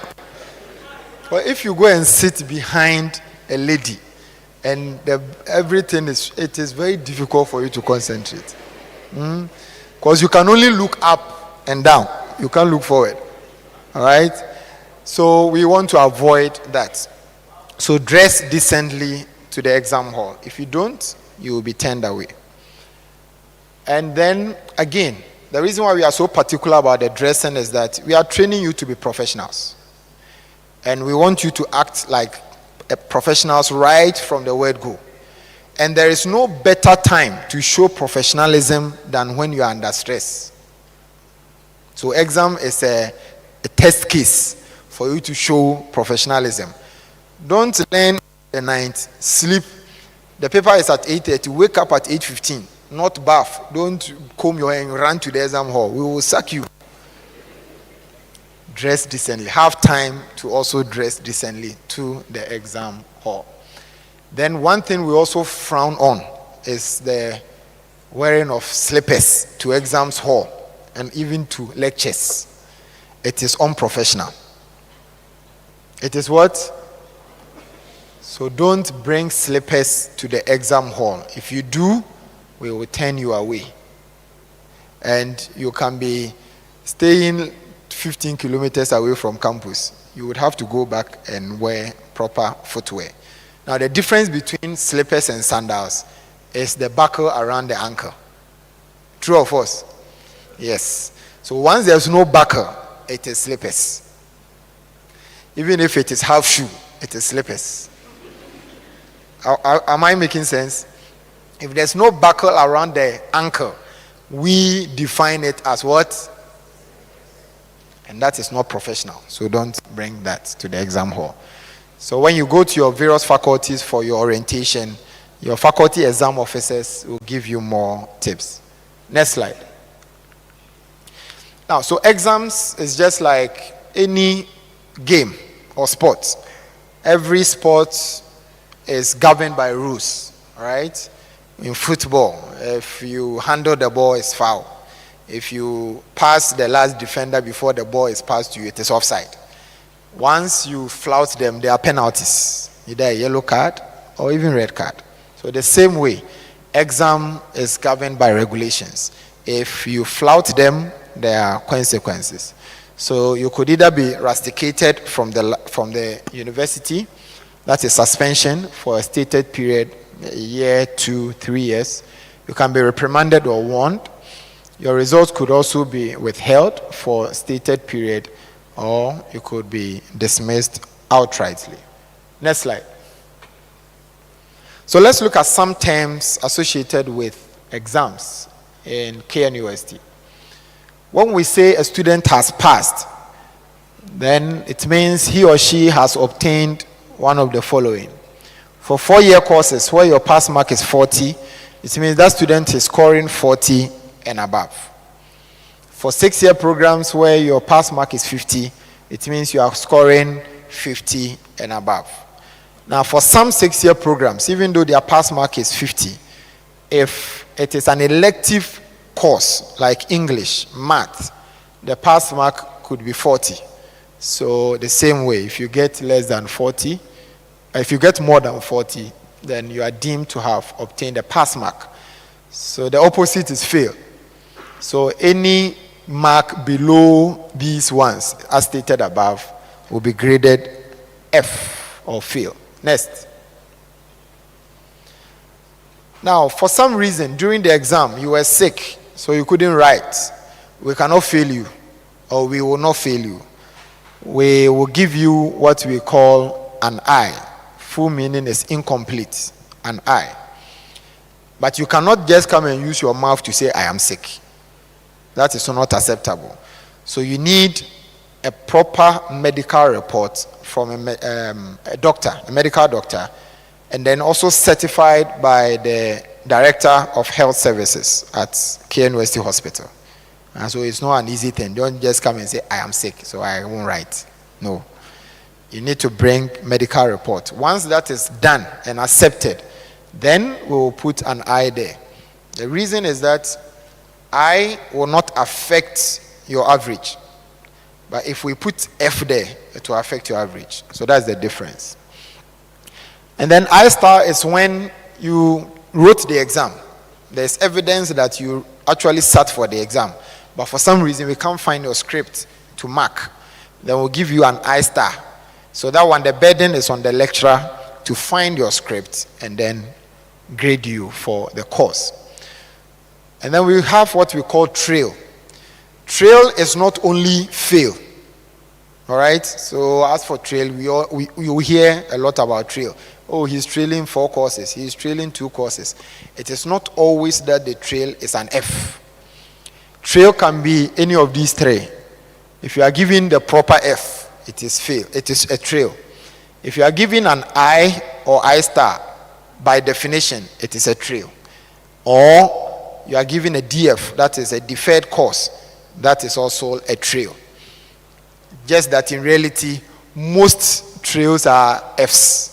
The Fs are in the majority. But by definition, the others can also constitute a trail. Next slide. All right, so when I started, I told you that you are here to be impacted some competency in MediLab, in vet medicine, in medical imaging. And then you need to acquire that competency. All right? The only way we can measure is through exam. So at the end, we need to grade you using something we call weighted average. That is what KNUST we use, weighted average. Now, the 2 important parameters needed for that weighted average are your credit hours and the mark you obtain. Those 2. The credit hours and the marks you obtain. Now, those who have registered, how many of you have registered and seen your registration slip? Hey, what are the others waiting for? Please download the AMAP and then register. Now, when you register, you will see course code, all right? Courses with codes, and then the course name, and then the credit hours, all right? Those are the 3 components you see. Course code, course name, which is not here, and then the credit hours. Now, the course code is a combination of alphabets and then digits, all right? So, for example, this is English, ENGL, maximum of 4 letters, and then 3 digits, 157. So, the name usually gives you an indication of where the course is coming from. So, once you see English, then it's English. If you see math, now and there's no controversy, it's math. Farm, what will come to your head? Pharmacy, good. MLT. Hey, medical laboratory technology. Or now it's sciences. But because it started as technology, it's still then SMS, School of Medical Sciences, all right? And then vets, as for vets, it's very simple. So veterinary. All right, so the name will give you an indication of where the course is coming from. Now, when we come to the digits, first and the last numbers are very important. The first number depicts the level or the year you are in, all right? So again, when you check those who have registered, you realize that all your courses start with 1. Why? You are in first year, all right? So for second years, all their courses will start with 2. Same for third year, fourth year, and what have you. As for the middle number, it will not help us. No, please, go back.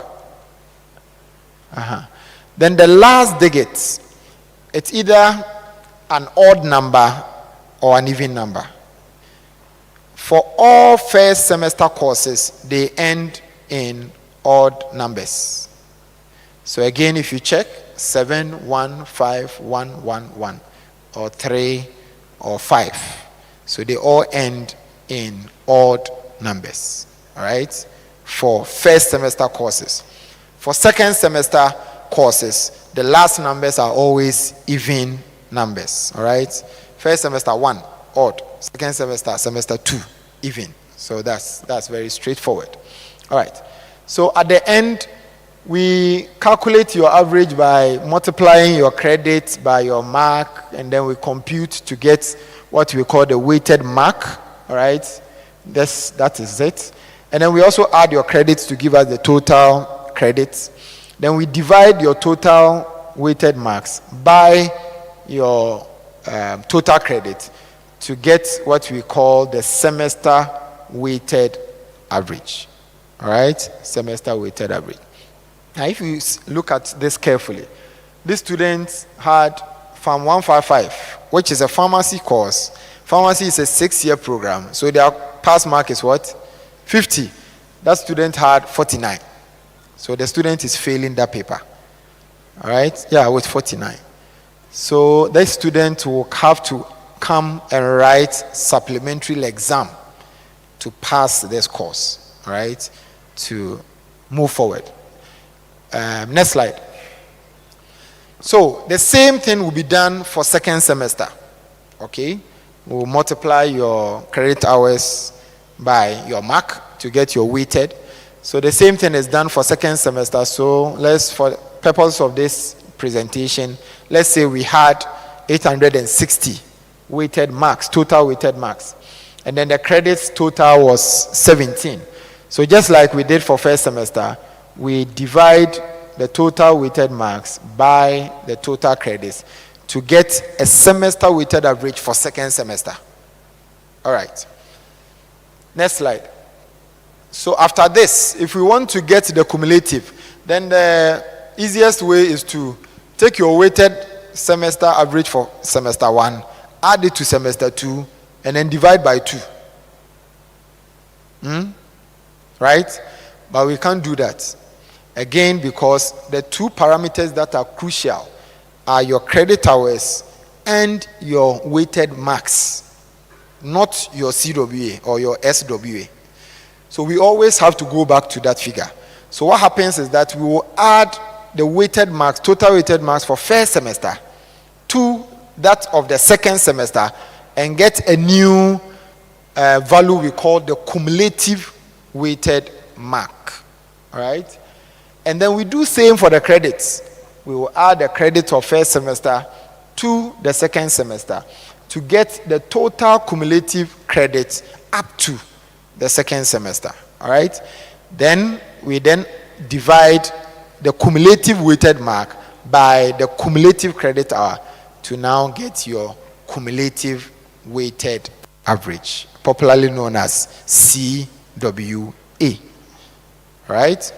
So that is how your CWA will be calculated, always using your weighted mark. So if you look at this carefully, then the inference is that as you do more semesters, what happens to your denominator? Becomes bigger. In the first semester, we were dividing by 19. After second semester, we are dividing by 36. So second year, first semester, if you do 15 credits, we'll add the 15 to 36. So it keeps growing. All right? And we know that mathematics, if your denominator is very big, what happens to your answer? It reduces. Hey, you've forgotten your basic math. That is why if you divide a number by 0, it is too big. Because it's too small. All right. So now when you write a receipt, what happens is that credit hour will still be added to your already bloated total credit hours. So your denominator keeps increasing. Again, one other inference you can make is that since you are multiplying your credit by your mark, if your credit is bigger, then the total mark you get, your weighted mark will also be bigger. True or false? Yes. So if I get 90 in a 1 credit hour course, what will be my weighted mark? 90 times 1. But if I get 70 in a 3 credit hour course, what will be my weighted mark? 210. 210. All right? So it is bigger, way bigger than the 90 I got for 1 credit hour. Pay attention to courses whose credit hours are bigger. This is just a friendly advice. All right? Yes. Next slide. Next. Then we have something we call probation. Probation. So for 6-year programs, the probation range is between CWA of 45.00 to 49.99. So any CWA between this, we will put you on probation. For 4-year programs, the range is from 40.00 to 44.99. So simply put, for 6-year program, any CWA below 50 will put you on probation. For 4-year programs, any CWA below 45 will put you on probation. Now, probation is this. Your CWA is not satisfactory. All right? So, we will let you go to the next year and then give you 1 year to better the CWA. Because we want you to come to, in the case of 6 years, we want you to come to 50. In the case of 4 years, we want you to come to 45. So we give you a year, 2 semesters. So first semester, second semester, at the end, your CWA for Medilab is 44.8. We'll put you on probation. But we will let you go to second year. And then after second year, the expectation is that you would have put in more work to increase that CWA to 45. Then we say that you have come out of probation. All right. Next slide. Now, on what grounds would a student be repeated? So all your mates are going to second year, but you are being asked to remain in first year. It happens to a student who must be put on probation for the second time, successive. So after first year, your average was 44. So you were put on probation. After second year, you could only increase to 44.9. It is still below 45. So technically, you have to go to third year on probation. But we can't give you 2 chances like that. All right? So second to probation successively is equal to repetition. So you have to be repeated for the second year to work harder. And then if a student defers his or her program, technically it is repetition. Deferment is when you decide to interrupt your study for a maximum of 1 year. Now, it is a right of a student.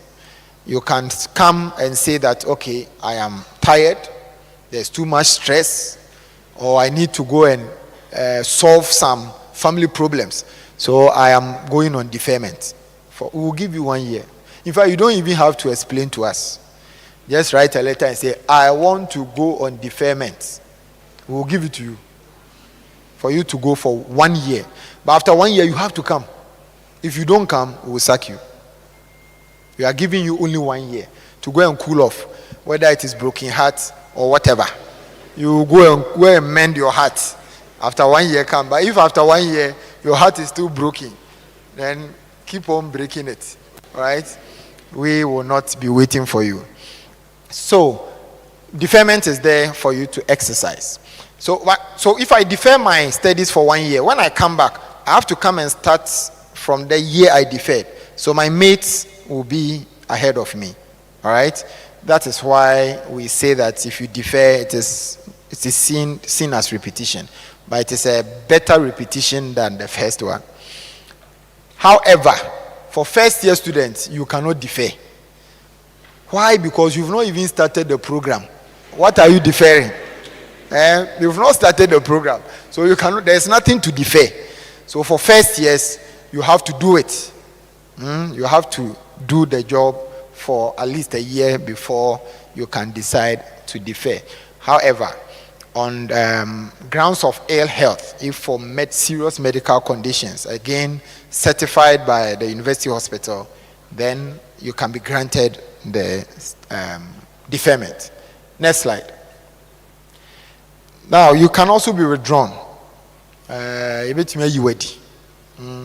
is real in this university. The circumstances are the following. You remember we said that for 6-year courses or programs, the provision range is from 45 to 49.99. So if your CWA is below 45, you can't be captured in the probation range, and so that is automatic withdrawal. All right? And then for 4-year program, probation was from 40.00 to 44.99. Any CWA below 40, 38, 37, 25 is automatic withdrawal from the program. Now, if after the supplementary exam you are trailing more than 2 courses, you will also be withdrawn. So for example, first semester I trailed 2 courses.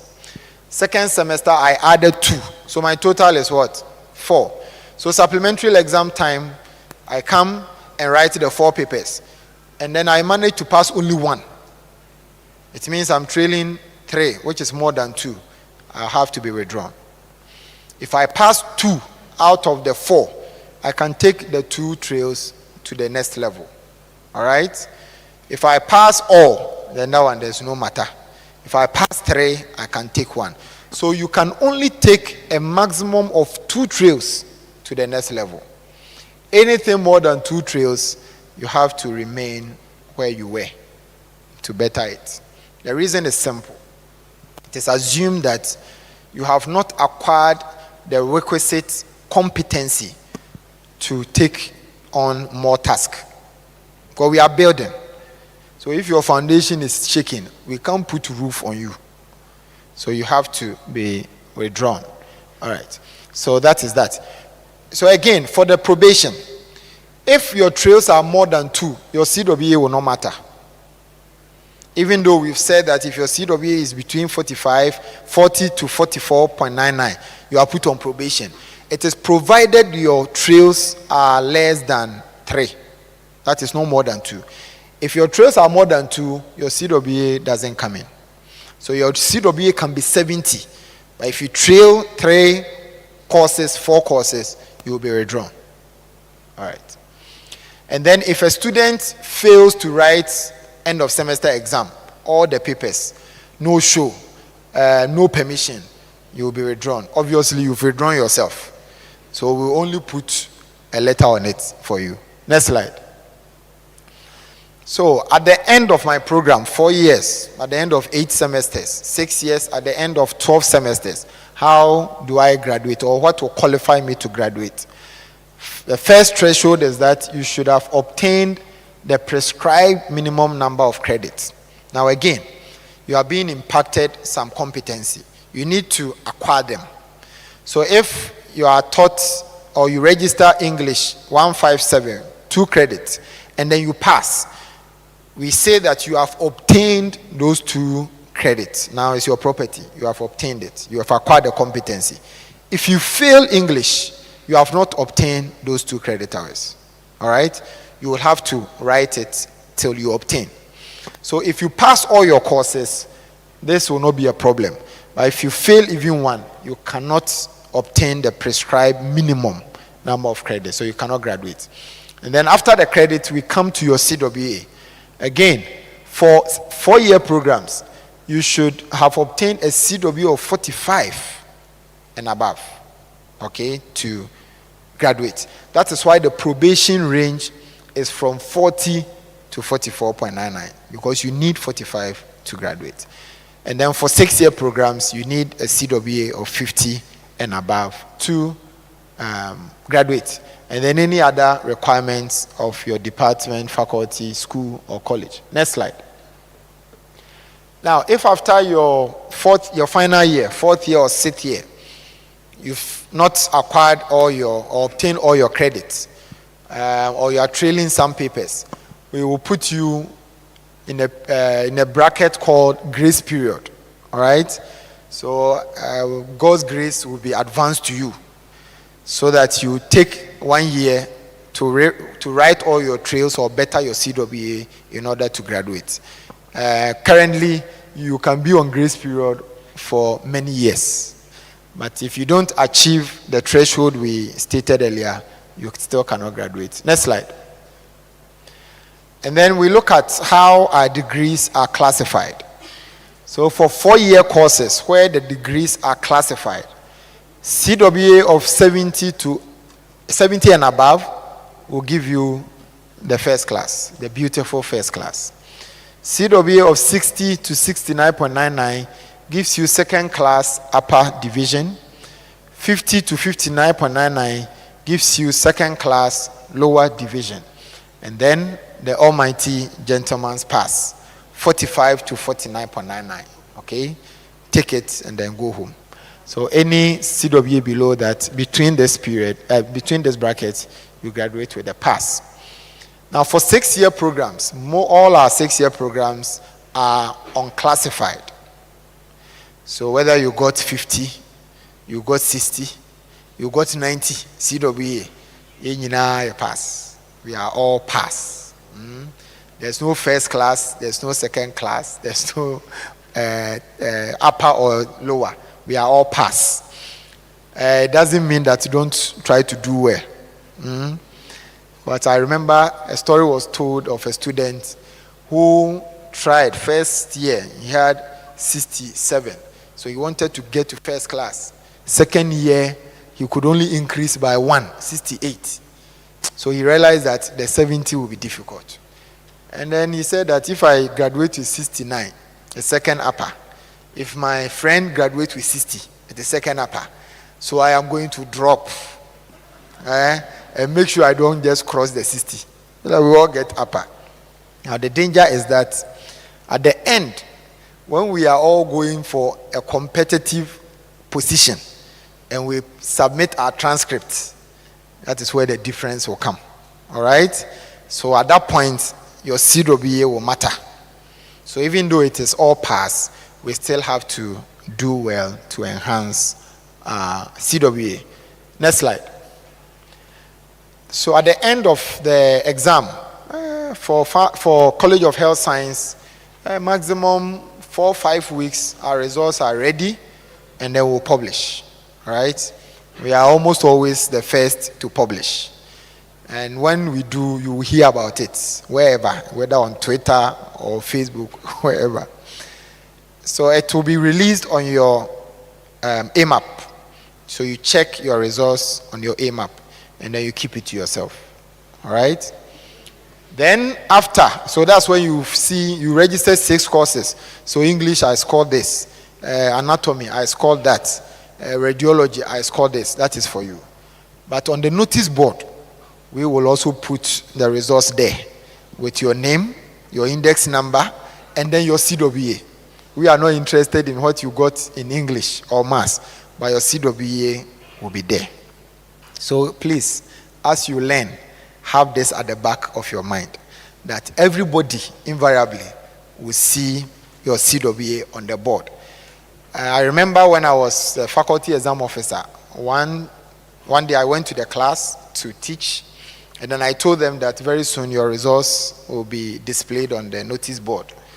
And then, and some of you are fond of taking the results off the notice board in the night. But we always promise you that in the morning is the first thing we go and check. Every missing page, we will put it there.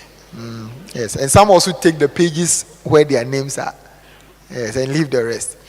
So when I came back to class, to my office, a student has slipped a note under my door. And the note was that he begs we shouldn't paste the results on the notice board. And that even if we want to put a paste, let's leave out the names. Just use index number and your CWA. The reason is that he says that when we paste the results and he goes to his study group, whatever he says, they don't listen. And I said, why would they listen? When you don't have the requisite competency to talk, why would they listen? So he is begging that we shouldn't paste it. That afternoon, we pasted the results. Right? Now the reason is that, aside the jokes, the reason is that it is legal. All right? Legal because there's been instances where students are repeated and then they promote themselves. So you are supposed to repeat first year. At the end of first year, you are trailing more than 2. So you are repeated. You know. But he will join second year. He doesn't want his mates to know that he's repeated. So he will join second year, go for lectures, everything. But during exam, we'll find you out. Because exam, when you come, your exam card is on the table. And it is only those who have registered for the course whose exams cards will be there. And because you are repeated, you cannot register for that second year course.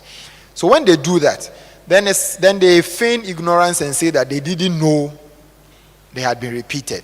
All right? So it becomes legalistic. So we will put it on the board. That one, you cannot say you didn't see. Even if you don't see, your friends will see and come and tell you. All right? Yes.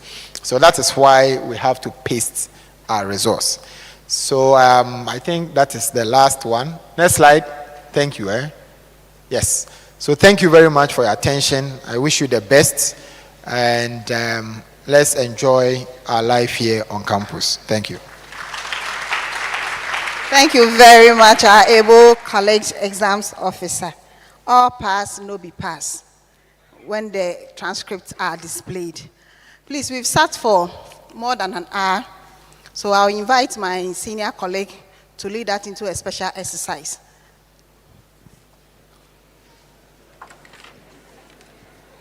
Okay, please, let's all be upstanding. Short, you need to let your blood flow. You've been sitting down for quite too long. It's not healthy. And you're a health professional, later you understand. You've all been to Sunday school. This one there is small. Even if you've not been to Sunday, you've been to Makaranta or crèche. It's a simple exercise. You are going to do it like you do what I do. Head, shoulders, knees, and toes. I'll say, Ready? Go. Head, shoulders, knees, and toes. Knees and toes. Head, shoulders, knees, and toes. Knees and toes, and eyes and ears, and mouth and nose. Head, shoulders, knees, and toes. Knees and toes. This is a slow motion. You want it fast, a bit faster. Okay? So ready? Go. Head, shoulders, knees and toes. Knees and toes. Hey, some of you don't know your toes. Let's start all over again. Ready? Go. Head, shoulders, knees and toes. Knees and toes. Head, shoulders, knees and toes. Knees and toes. And eyes and ears and mouth and nose. Head, shoulders, knees and toes. Knees and toes. Good. Clap for yourselves. You have done well. Thank you very much. Okay, so next on our program, we'll invite our registrar, my esteemed registrar in the person of Ms. Lucy D.A.W. Esquire, to take us through the university rules and regulations, discipline, and misconduct. Please pay attention. Very, very necessary. It can send you home, so don't joke with it. Auntie Lucy, it's your turn. Thank you very much. A round of applause, please.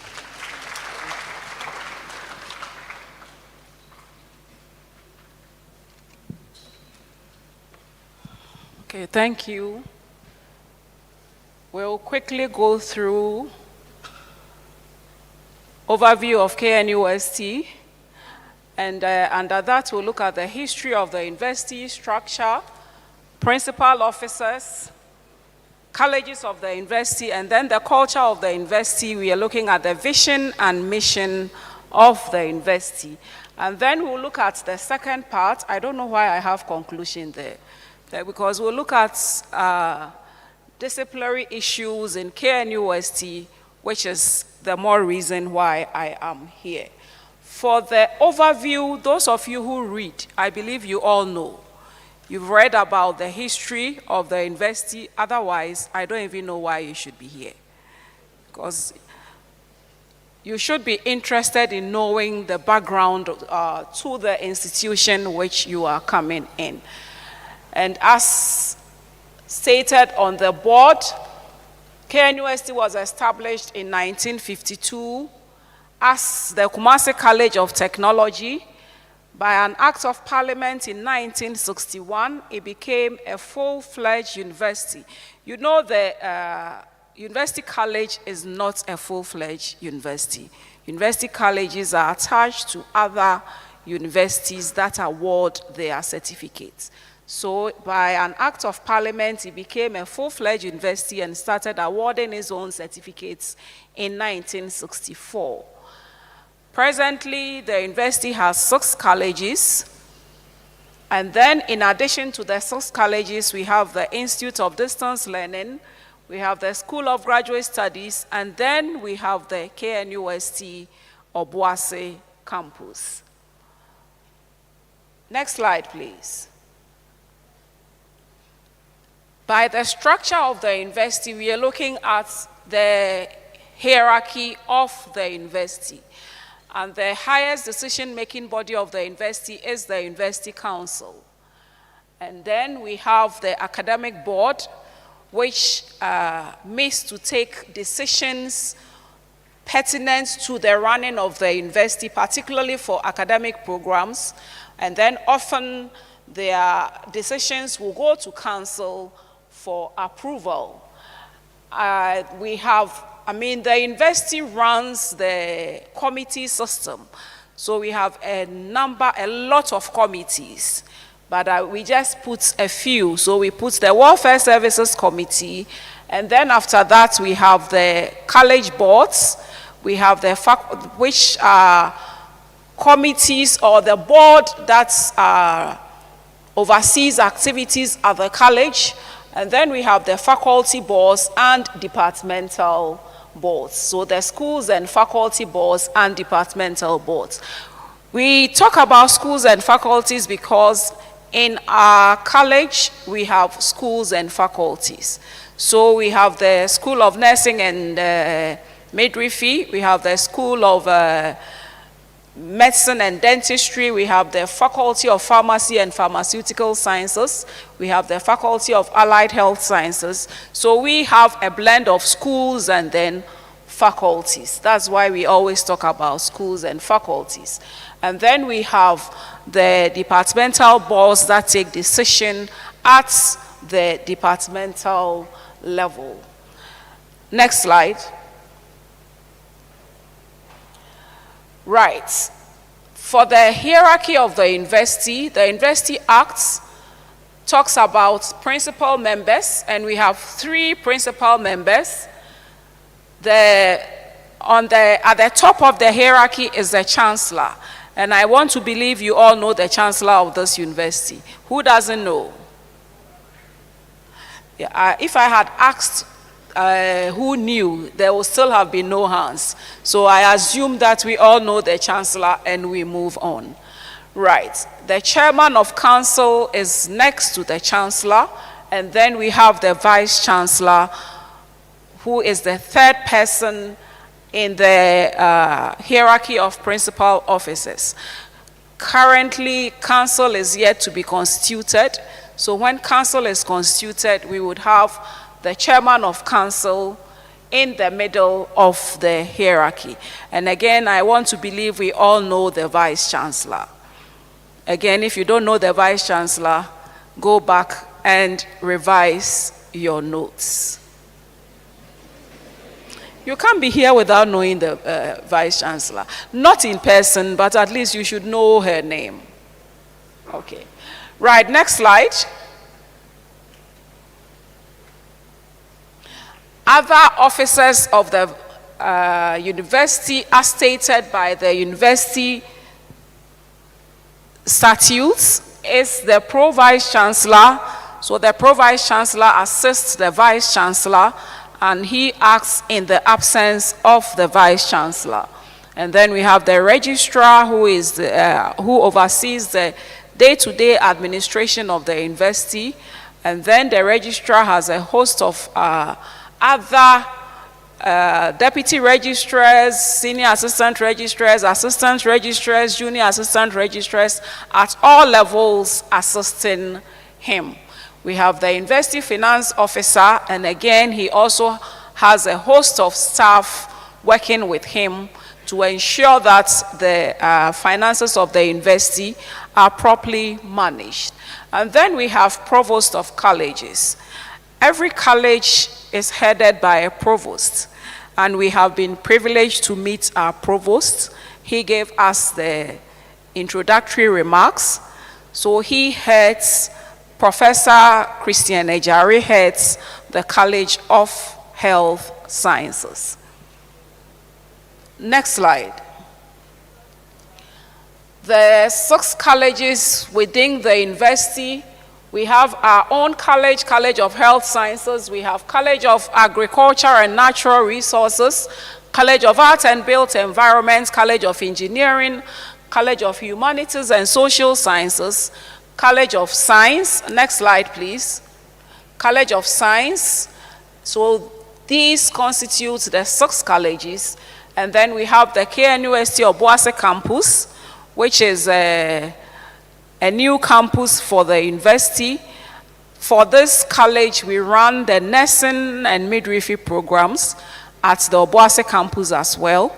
But there are other engineering programs and humanities running at the Obuasi campus as well. And then we have the Institute of Distance Learning that is fashioned out for the working class who still want to upgrade themselves. So lectures for Institute of Distance Learning is largely online or on weekends.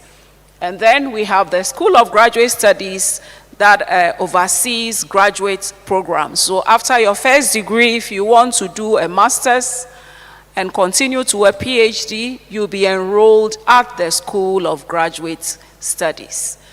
Next slide. Next slide, please. Vision, mission, and core values of KNUST. These are, okay, so the vision is to build on KNUST's position as a premier science and technology university in Ghana and to be among the top 10 universities in Africa. Haven't we passed there? Right, so the vision and the mission, as well as the core values, are all guiding principles for the university. So these are targets that the university has set to guide our movement, to guide our activities. So these are our targets. This is what we seek to achieve. And so we use it as a guide in everything we do so that we can attain those aims and objectives. Next slide, please. Next one, these are the core values. The core values are so many. So again, when you go to the KNUST website, you will find and then the vision and the missions are in most offices of this university. And then the core values. And the College of Health Sciences has its own vision and mission. Find it and make sure that's at the website. We look at the second part of the presentation, which deals with the rights as a student and to give the broad legal framework. And then it mandated the university to come up with other laws to guide its day-to-day operations. So based on Act 80, we have the university statutes that gives the details of the operationalization of activities of the university. And for us as students, we have our students' guide and code of conduct. To go out peacefully. Right, next slide. And I mean, all these laws and regulations are meant to guide our conduct. For every institution, every human institution, we must have set rules of any rule or regulation of the university. But because she's a single person and cannot do everything by herself, she has entrusted power to the hall wardens, some senior administrative officers, provost, director of students. I see that as minor. I mean, that is just being sacked from the hall. It's a minor sanction, so the hall master or the hall warden can exact that punishment. But when it's a major sanction, the hall master or hall warden or the practice committee, which is a standing committee in every college, so every college has its own committee, and it looks at examination malpractices. The college exam officer touched on examination. We will still, for the purposes of fair hearing, and for the fact that some of you would be bold enough to go to court, but we are not afraid. Because if you haven't done anything, we won't punish you. We are not here to punish students for punishment's sake. But the caution is that if you flout the rules, we would not forgive you. That one we would punish. So if you flout the rules, even investigates all other issues apart from examinations misconduct. The junior members in this university, we talk about senior members and junior members and staff. So the senior members are the lecturers and other senior administrative officers. The junior members are the students. So if you hear junior member, know that it is you. Junior members are the students, and then our staff constitutes our support staff, the administrative assistants, the largely hospital nurses. Most of them are senior staff, and then we have the junior staff who assist to clean our environment and make it habitable for all of us. So if we talk about the junior member disciplinary committee, we're talking about a committee set up specifically to listen to issues concerning students. And at the end of the proceedings, the committee would make recommendations to the vice chancellor, and the vice chancellor would issue a letter, or a letter will be issued on behalf of the vice chancellor indicating the sanction that should be meted, or the sanctions that is meted out to the person who is alleged to have flouted the regulations. Next slide, please. Right. So we have talked about examination misconducts and then general misconducts. General misconducts, just like examination misconducts, if you go to part 2 of the student's guide, they are spelled out there, a lot of them. There are about 44 headings, and under each you have a lot of other subheadings under each general misconduct. And we call them proscribed conducts, that is prohibited conduct. So you are prohibited from doing all those 44 acts, including all the subsections under them. So find the student's guide. The projection team would project the site. And if you go to the KNUST website, type student's guide, you download it and then go and read. Just inform yourself so that you can achieve the purpose for which you are here. A lot of people start with us and they fall along the way for one reason or the other. Right, let's move on. So I picked a few of the issues spelled out in part 2, and I picked the ones that regularly come before the disciplinary committee. And the first is drug possession and or drug use. That is the commonest case that's, fortunately for us, none of them started here. They all brought it from JHS. And the interesting thing is, okay, so how did you get to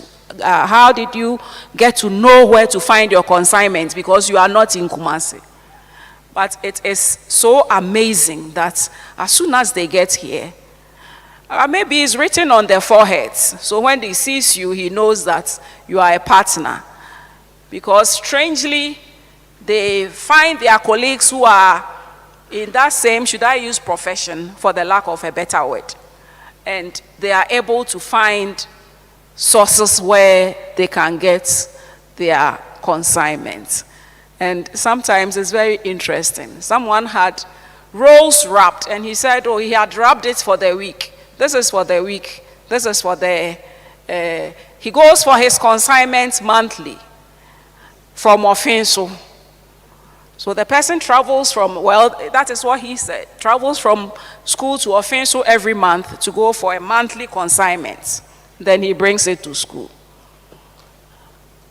Unfortunately, I mean, very little that you can do about this situation, because you don't want those people to influence other innocent people. So the only thing you can do is to recommend that they are taken out of the system.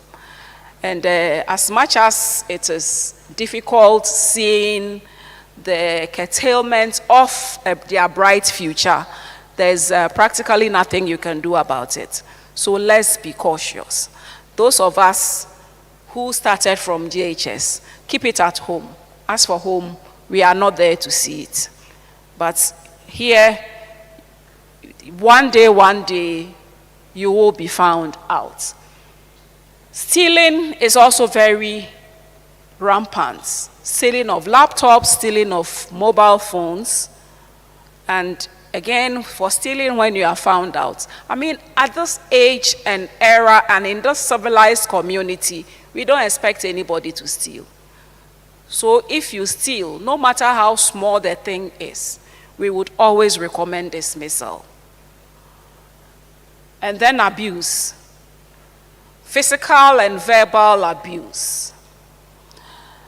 The ladies are insulting the gentlemen are beating the ladies up. And it always happens in a relationship. Fresh, innocent sitting here, by the end of the semester, internal grabbing, all of you would have grabbed. And the ladies will use their money to cook for the guys. The guys will come and eat and beat them up.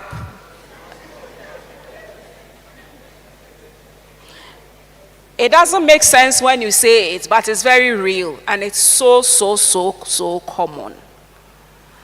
And so we need to be careful. We are not saying that don't make friends, but just be careful. And for the guys, I mean, you are not just here for academic degree. You are building your social life and your social character. For those who will beat their girlfriends, they are the same people who will grow up and beat their wives. And beating is a criminal offense. For us, we term everything misconduct, so we investigate misconduct. Because this is a civil society and we don't have the capacity to investigate crimes. So when we have investigated our misconduct and we think it is grievous enough, after dismissing you, we hand you over to the police. So don't get into that double jeopardy. And then we have demonstrations, possession, massing up. Massing up simply means grouping without any purpose, any known purpose. Including morale. You may not know morale, some of you know, but if you don't know, you will learn it in the course of your stay here. They are all prohibited conducts. And then destruction of university property. Often demonstrations go with destruction of university property. And then we talk about dishonesty, including acting as an agent of the university. You are in first year. When you get to second year, when you are supposed to leave the halls of residence and find a hostel, people will come telling you that I can give you a bed at SRC, I can give you a bed here. They are students. They are not. It is only the appropriate staff. Standing here, I can't give you a bed at SRC, although I'm a staff of the university. I am not in charge of SRC hostel. I am not in charge of Brunei. So I can't give you a bed. So if a student comes to tell you that he can give you a bed at Brunei or SRC hostel, and he takes your money, we deem that an offense. But again, you have been told. So if you come and report, I mean, sometimes it is so irritating. We are not tax collectors here. So if you go and give your money to someone and the person is not able to give you the accommodation, we will punish the person for dishonesty, for feigning to be an official of the university, because it is only the specific officers who can give accommodation. We'll punish the person, but it is not our duty to collect your money for you. So be warned. Right, and one other thing is publication of nude videos and photos of ladies. The guys are always putting out the pictures and videos of nude pictures and videos of the ladies. And as much as we deem it an offense, for me personally, when it comes before me, I am not sympathetic at all towards the ladies. Why should a guy get your nude picture in the first place? And I think going forward, we should punish the ladies too for obscenity, because obscenity is also an offense. Why should you allow someone to take a nude picture of you? Or why should you take a nude picture and send it to another person? So please, let us respect our dignity as women. Let us respect our dignity as ladies. Don't trust anyone with your nudity. It is madness. In future, when you have forgotten about all these issues and you want to be a minister, that is when all these things will come up. So let's be extra careful. And then, usually this nudity comes with blackmail. Oh, I'm in a relationship, I'm quitting. The lady says I'm quitting. The guy says, I won't let you quit. So I'll publish your nude pictures if you quit. Why should he even have your nude pictures at all to blackmail you with it? So things that, I mean, you would not want your parents particularly to know about, don't do it. Because none of you here would want your parents to know that nude pictures out there. So just do not do it. Right, let's move on. Next slide. Next slide. Now for misconduct, for general misconduct, we talk about anything that brings the name of the university into disrepute. So as much as our students' guide talks about offenses on campus, if you go and steal outside campus and you are caught, and it comes to our attention, you know that you have disgraced the university, although you didn't do it here. Now everybody knows that this is a KNUST student who has gone to steal, and the social media carries it, brandishing the name of KNUST all around. You have brought the name of the university into disrepute, and we will punish you for that. We will dismiss you for disgracing the university. If you commit an offense and you receive a sanction in the court, even if the court fines you, even if they don't put you in jail, but they just fine you, it is an offense in our rules. And the offense is being found guilty by a competent court of jurisdiction. And those are the cases I love most on the disciplinary committee, because that one you don't have to do anything. You don't have to investigate anything. You go for the court ruling. When the person appears before you, were you the one who was charged on so and so date for this offense? Yes. Okay, thank you. And then we are done. And we will dismiss you. So it is not just on campus. Watch your conduct outside campus as well. Right, let's move on. These are the sanctions that are meted out to students, from warning to suspension to payment if you destroy property. Rustication for a stated period. Rustication is usually for 1 year, 2 years, 3 years, depending on the offense. If we don't want to dismiss you, but we want you to dismiss yourself, we give you 4 years, the duration of your program. If you go and stay home for 4 years and come back when your colleagues have finished school, that is up to you. So that one, the university has not dismissed you, but you will dismiss yourself. Right, and then we have dismissal, withholding of results, and then we have,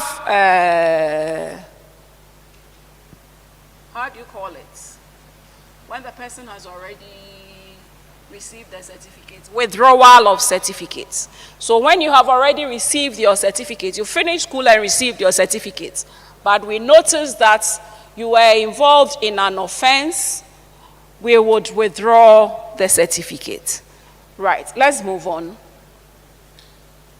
Next slide. Next slide. Right, so as much as I said we look at misconduct because we are a civil society, we don't condone crime. So when the offense is criminal, we hand you over to the police. We will do our own investigations and punish you internally and then hand you over to the police as well. Right, let's go on. Now, the exam officer mentioned probation. Students are put on probation for if your result is not too good. But for university, for the purposes of the university rules, every student is on probation for the duration of your program. It makes it easier for us to dismiss you if the need be. As I stated earlier, we are not out to dismiss you, no. We are out to protect you and ensure that you finish your programs and go. But if you give us the opportunity to do so, we will do that. So you are put on probation for the entire duration of your program, and then a second probation comes if your academic results is not good. Let's move on. And then communication with outside press. As a student, not even just students and then staff, for even senior members, your lecturers do not have the authority to speak to the press on behalf of the university. There is a specific office, which is the University Relations Office, which is the mouthpiece of the university, and it is only that office that speaks for the university. So it is a misconduct to go and speak to the press about the university when no one has authorized you. Let's move on. Right, names and date of birth. You came into this university with a specific name. You will finish with that same name, and we'll issue your certificate to you in that same name. So those who have intentions of changing your name, forget it. We don't change names in this university, because we've had experiences where people have come in with other people's results, and then after a year or two, they want to change their names to their own names. We will issue your certificate to you in the same name that you entered the university with. The only exception is for the ladies when they marry, and you have proved that you have married, we can change your name to reflect your husband's name. Otherwise, we don't change names here. As for date of birth, I don't need to talk about it. If you came in without knowing your date of birth, it is not for us to correct it for you. You will finish with that same error which you came in with. Right. It's your right to be issued introductory letters And then the Directorate of Students Affairs is responsible for introductory letters. So if you want to travel during the vacation, you contact that office and they will do an introductory letter for you as a student of this university to travel. Next. Thank you.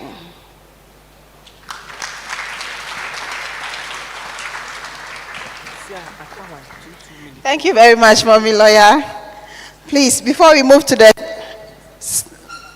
third presentation, let's acknowledge the presence of Mr. Elijah Azindongo, Manager for Student Loan Trust Fund. Please, can you wave? Thank you very much.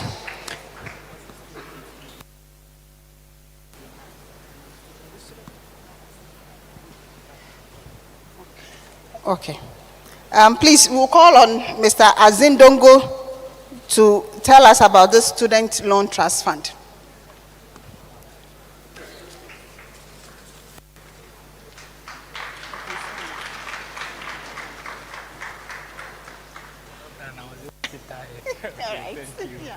Yes, good evening to you all. Okay, as Madam said, Elijah Azindongo, I'm the manager for Student Loan Trust Fund, KNUST Zonal Office. I'll be very brief because I've been tired myself the whole day, orientation upon orientations. Yeah.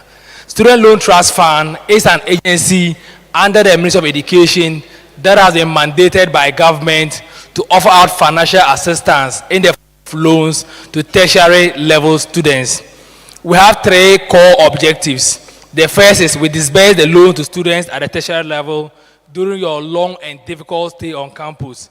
Second, we recover the loans when they are due repayment. And third, we try as much as possible to sustain the trust fund so that future generations can benefit. Currently, as I talk, we have disbursed loans to more than 250,000 Ghanaian tertiary students since 2005 up to date, and we are still doing so. So you'll not be the first. And per our statistics, KNUST annually or every year has the largest number of students assessing the student's loan. And that information has always been given to the VC, the Dean of Students, and the financial aid for planning purposes. So at least that is good. Now, who then qualifies to assess the loan? These are government of Ghana monies, and you should necessarily be a Ghanaian before the loan is offered to you. We do not give our loans to foreigners because these are taxpayers' money. Second, you should be offered admission to study an accredited tertiary institution. With KNUST, we have no problem. So you can come for the loan and we'll give it to you since your programs are all accredited. Now, how then do you apply for the loan? We have three application requirements. First, you need to get a Ghana card before you can access the loan. So if you don't have one, I advise you right from here, you can go to the NIA. They are currently enrolling a Ghana card. So you can go and get yourself a Ghana card. Two, you need to get a student ID card or admission letter for us to be able to identify whether you are a student or not and whether we are paying money to the right persons or not. Now, the third one is you need to get an e-switch account or card. Most of the banks, when you go ask for the e-switch card, they'll do it for you, and it's free. So these are the three major requirements. Please, we are in to support you, but not to pay your school fee in full because it's just a government social intervention. So you don't have to come to that and say, oh, I'm paying a fee of 8,000, 10,000, and the rest. You must necessarily pay the 10,000. We will not do that. So the minimum we can give out to a student is 1,500 Ghana cedis, and the maximum is 3,000 Ghana cedis for each academic year. So let's say you are in your level 100 and you apply for a loan, and you are doing a 4-year program, we'll give you 12,000 Ghana cedis. Those who are doing medicine or doctor of pharmacy and listen, they would go 6 years. So we'll pay them for the 6 years of study during the study period. Now, we have something we call the laptop scheme. When the COVID pandemic broke out, most of your senior brothers and sisters were asked to study online, and some of them didn't have laptops. So we had to bring in the laptop policy. So those who were on the student loan and didn't have laptops, they came over to our office and said they needed laptops, and we had to provide laptops to them. So the laptop have come to stay. If you apply for a loan, you want a laptop, you tell you want a laptop, that will be given to you. And please, the laptops are not inferior brands. It is shipped straight from the United States of America. They are first-grade laptops. So it's not inferior because we do not also want to tarnish our image. We have to protect our image by ensuring that we buy quality laptop for students to be able to do their academic work well. How then do you access the loan? Everything is done online. So if you are using an Android phone, you simply go to Google Play Store, type Student Loan Trust Fund. You will see our name there or app there. Download it and install it on your phone. And from the comfort of your home, you can access or fill the loan. When you are done, then you come over to our offices and now take your biometric. And how do you locate us? It is very simple. When you just go out, go straight to administration, the roundabout, the road going straight to the lecture halls. The first self-contained to your right after the metal bridge, that is where we are located. So we are easy to locate. So it's very simple. Now we have something we call the SLPS. That is the Student Loan Protection Scheme. That one is an insurance. So let me give an example. Let's say I'm a student and I access the loan, and unfortunately I pass on. My parents who are grieving will not have to pay back the money. Once the medical report to confirm that I am dead or deceased, then the money is written off as a bad debt. I'm happy you are smiling, but please, the insurance covers legitimate or lawful debts. As Madam was giving her presentation, definitely you can't go the 4 years without saying you're not dating and the rest. But please, in the course of your dating, if your boyfriend or your girlfriend gives you a broken heart and you decide to go and commit suicide and you pick the loan, your parents will pay back the money. Yes, because you decided to just end your life because of a relationship, will not condone that. Let's say too, I'm a student, unfortunately, I get an accident and I go permanently incapacitated. I can no longer continue my school, neither will I be able to work in the future. And the medical report confirm that I am permanently incapacitated. Then the loan is written off as a bad debt. So these are the forum or forms that we apply the insurance scheme. I will not waste much of your time because I don't like talking too much. I will leave my number. If you have any question, my personal number, you can call or WhatsApp. I will respond to you. So should I mention the number or you have it? Okay, the number is 020. I think they projected it initially. Oh, they are gone, eh? Okay, please, the IT. The number is 020 57 50377. I take it again. 020 57 50377. Thank you and wishing you all the best in your academic work. Thank you very much, Mr. Azindongo. Please, Madam Theodora will conclude it with the scholarships available for us, especially with the fee-paying students. The scholarships that we can apply for.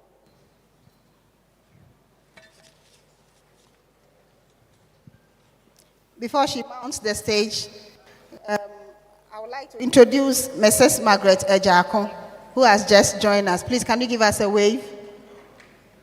Thank you. Thank you. All right, thank you. That is good that we are using money to conclude, isn't it? Oh, Srekakra is money matter. I'm happy that after the afternoon presentation, some of you came to my office seeking for help. So it's good that I was here in the morning. So hopefully a few of you, so I'll be snappy. We, in addition to the student loan, we also support students with scholarship and bursaries. And there are a few conditions attached to it anyway. So as I speak with you, Standard Chartered Bank and FGRAS's scholarship scheme will be uploaded to the university website. And it's basically for students who are in science, technology, engineering, and maths. For the past 3-4 years, we always have students doing medicine, pharmacy, who are winning. So even Stanchart was like, why is it always medicine and pharmacy and College of Health Science? So they want people, who are also in engineering and mathematics. So it's going to be open for only 3 days. Because they want to give to the 5 top students.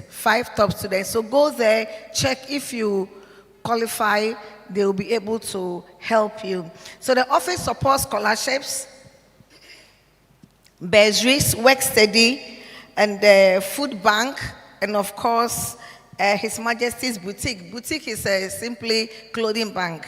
Yeah, so we have those few things at our place that we support students. When it comes to supporting students, we have the KNUST's own IGF, what we call the KNUST Bursary. So basically, we give it to anybody who is in that category. Then we have the SRC Keynote. So very soon, you'll be hearing all these things, but I'm giving you the idea. The issue is that most of us are needy, but the university is a place where if you don't take care, your peers may influence you and you are suffering in silence. I want to plead with you that please, if you need help, just come. It's not enough for everybody, but those who are needy, we come in and help you. So we have KNUST Bursary, the SRC Keynote. We have Educational Pathway International. They are in the US. They give very good scholarships. We have Edu for Dancion from Italy. They give good scholarship. Hulede Foundation is based in the US. Empowering Africa is based in the US. So all these people, they give support to students who are in STEM, but for the past 2 years, we've been able to convince them to also look at others from humanities and College of Arts. And we have Kingdom Bookshops who are also helping. These are basically the internal scholarships that we have control over. But to God be the glory, in addition, you'll be there, somebody will call, I want to support 5 students, I want to support 10 students. So I have some few of those things also on my desk. And based on the need level, we recommend those people to be held. People have gotten admission, regular, but they are still at home. They can't even know how to come to school. Those people, we see how best we can help. Aside that, we have the government scholarships. In addition to the government student loan trust fund, the government scholarships is Get Fund. Get Fund is open. How many of us are aware Get Fund is open? Have you applied? You're a Ghanaian.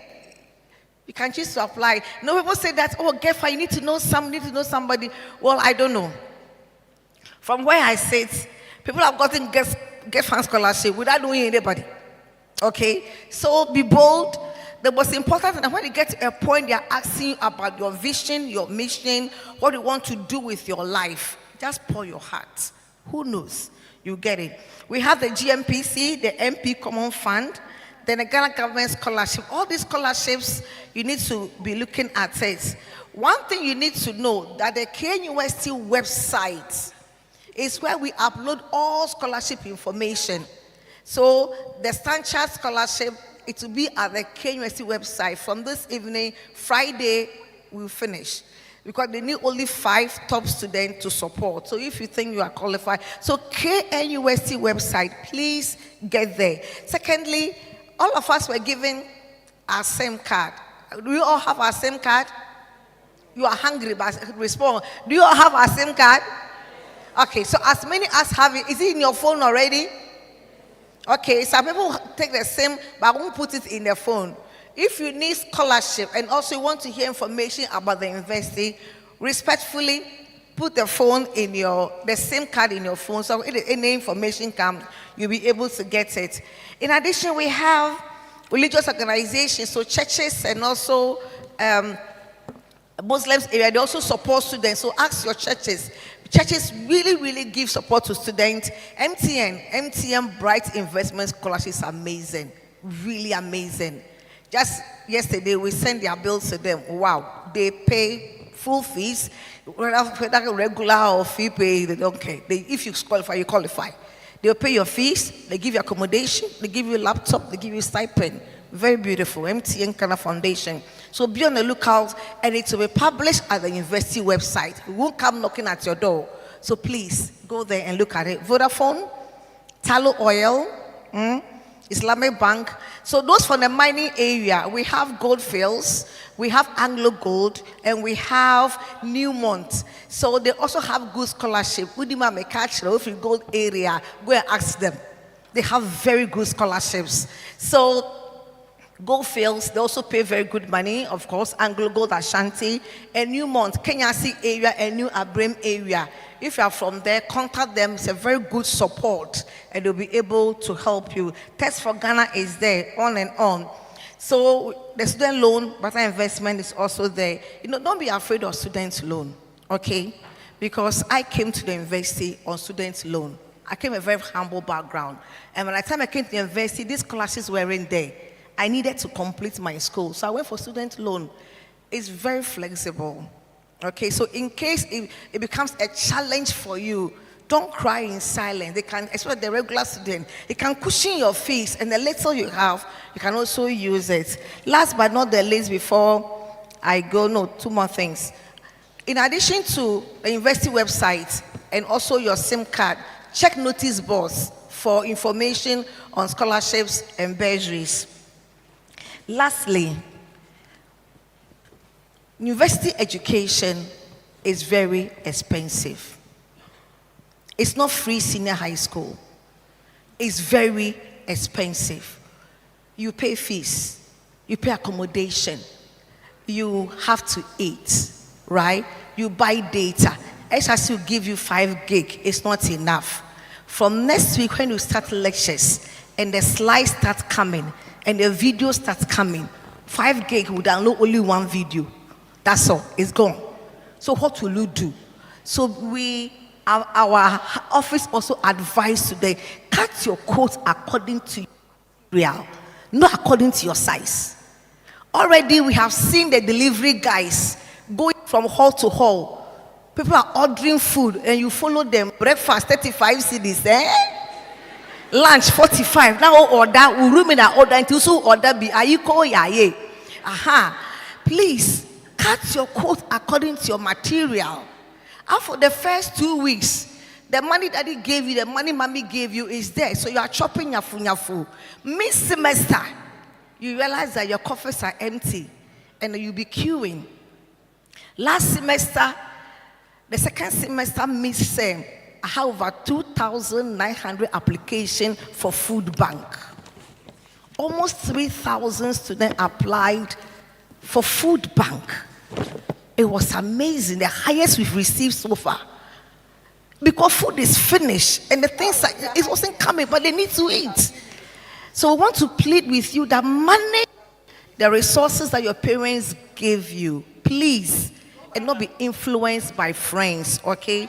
But in case you are pressed and things are challenging, our office is at the commercial area, J. Harper building, room 19, room 20. Come over, ask for Auntie Theo, Auntie Joyce, and us, and as best as we can, with the support of Director of Student Affairs, we should be able to cushion you a little bit here and there. On that note, thank you very much, and I wish you all the best. Thank you, Madam Theo. Thank you very much. Before we listen to the last presentation, that will be the last for the day. Tomorrow, there will be an orientation for School of Veterinary Medicine at the Medical Enclave, SMD Block B, at 9 a.m. At the same time, the Faculty of Allied Health Sciences also have their orientation, the same SMD Block A.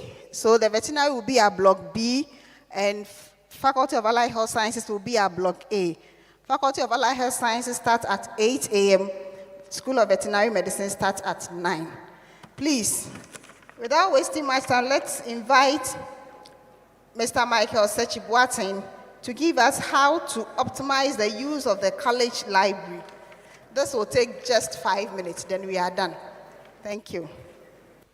Thank you. Yes, I'll try and make it quick. We are all getting tired, so we will go very soon. Yes, so this is going to be my outline. I'll talk about the KNUST library system and then narrow down to the College of Health Science libraries, services available, and the facilities available, and then the support we have for you. So I always start with my presentation by asking the question, why are you here? And I think we all know why we are here. We are here to learn. We are here to be educated. So that by the time we leave here, we have total education. By the time you leave the walls of this university, you are a changed person. And you must know that you are not here just for certificate, BSc nursing, BSc veterinary, or BSc pharmacy. But you are here for education. And if you want to achieve that, there's one thing that you cannot leave it behind. That is the library. Because whatever you do to be able to achieve that, the library will play a very vital role in it. So quickly, the KNUST library system. The KNUST library is a system in that it's not just one library. It is the main library, the one you see there on your left side. That is the main library, the huge building there. And then we also have other colleges and faculty and even departmental libraries. So all these together formed the KNUST library system.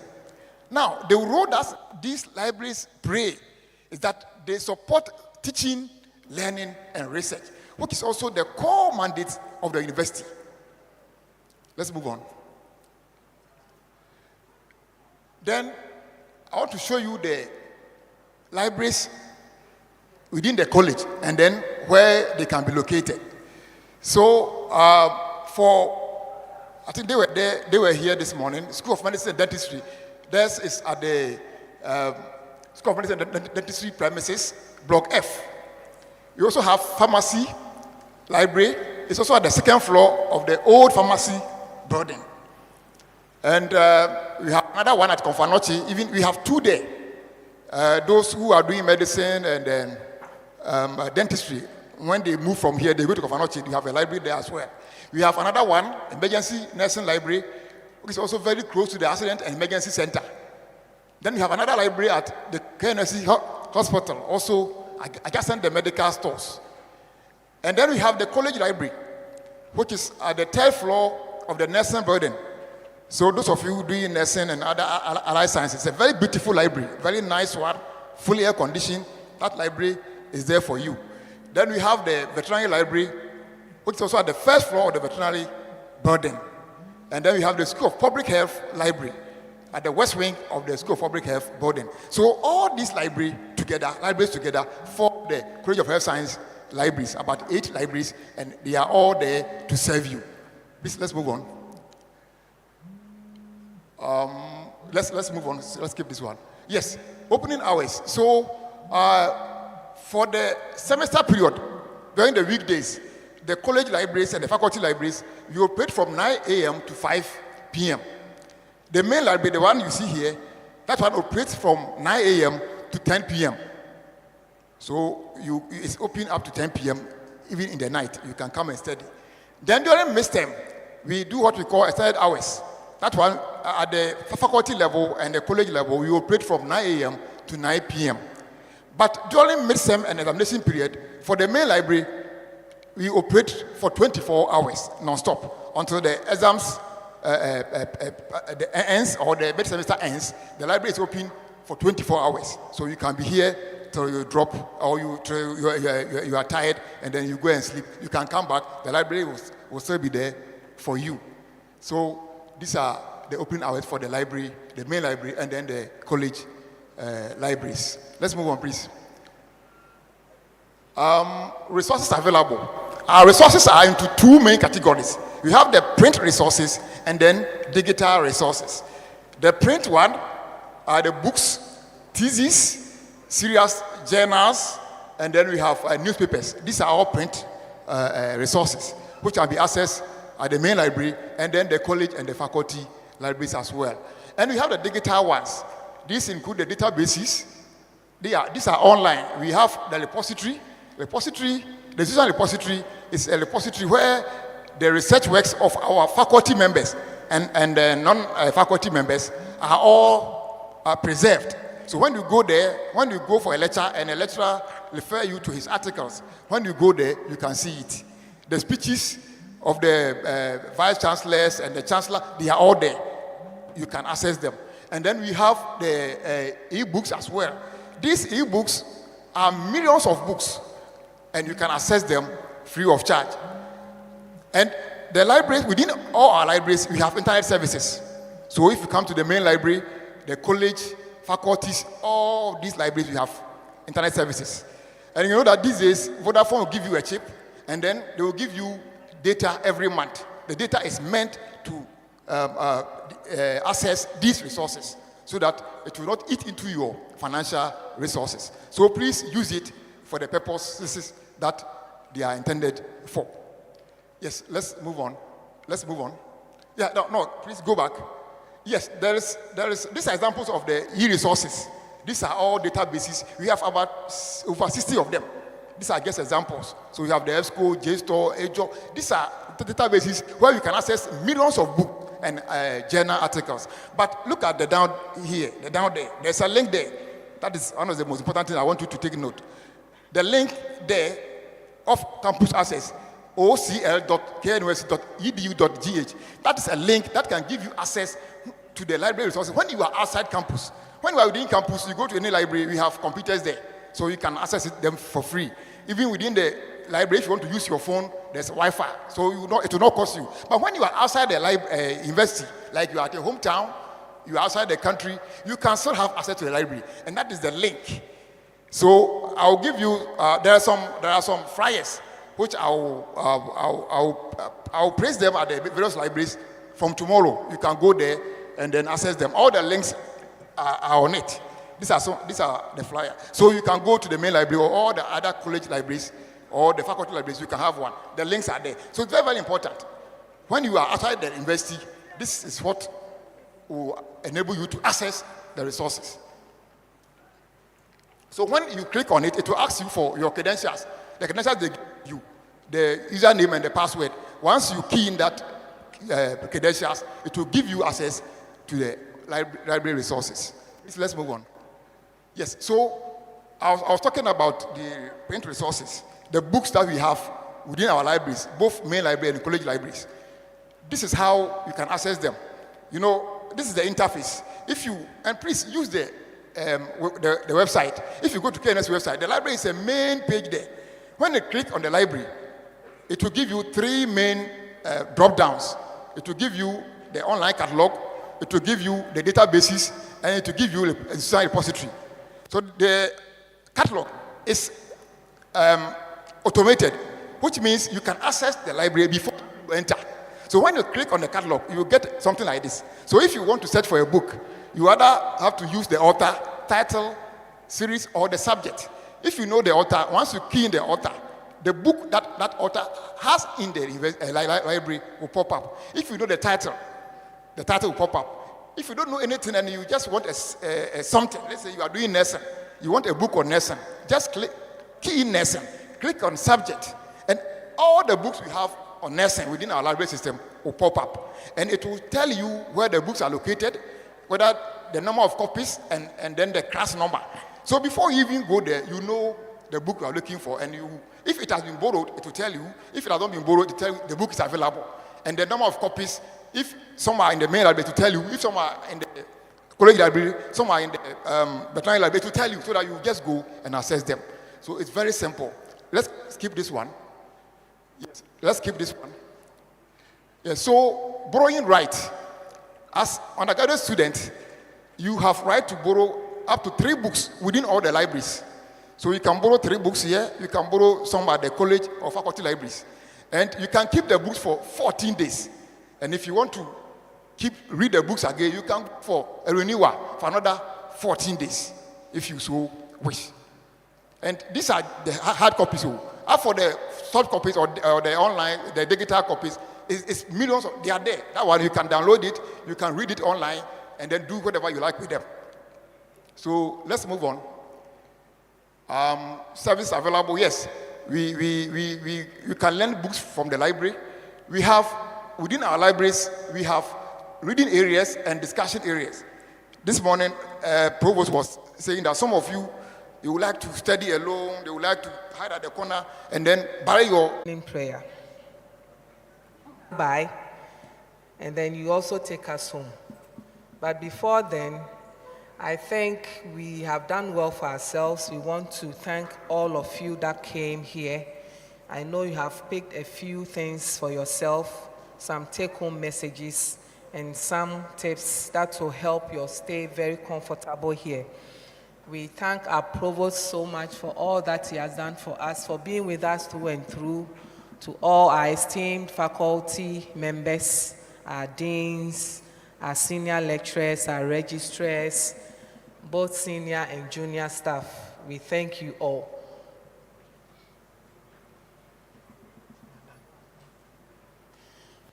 Mr. Hessa, President, you are done.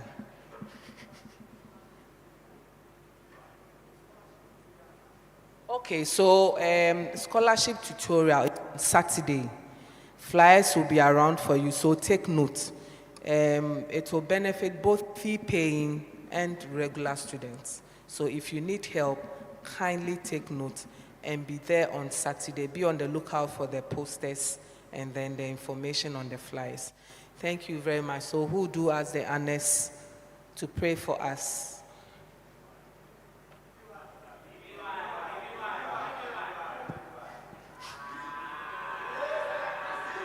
BBY, it's a closing prayer.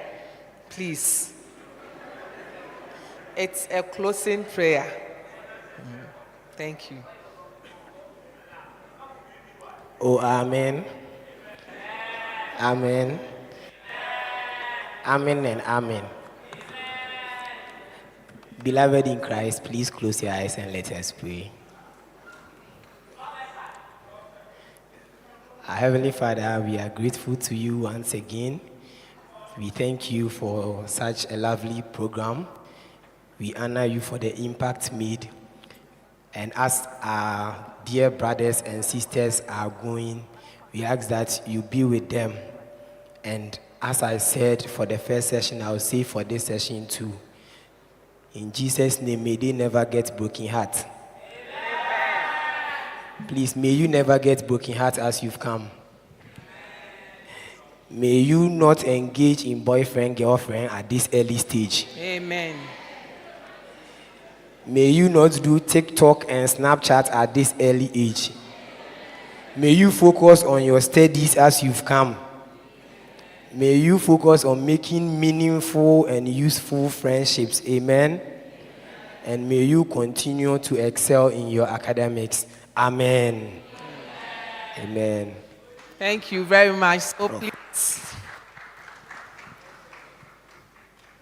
Okay. So thank you very much once again. And then we pray that the good Lord will still protect us. So students, freshers, our esteemed students, please use these sites and then make sure you grab a snack before you leave, okay? Item 13 is assured. So take good care of yourself and see you during your faculty orientation. Thank you.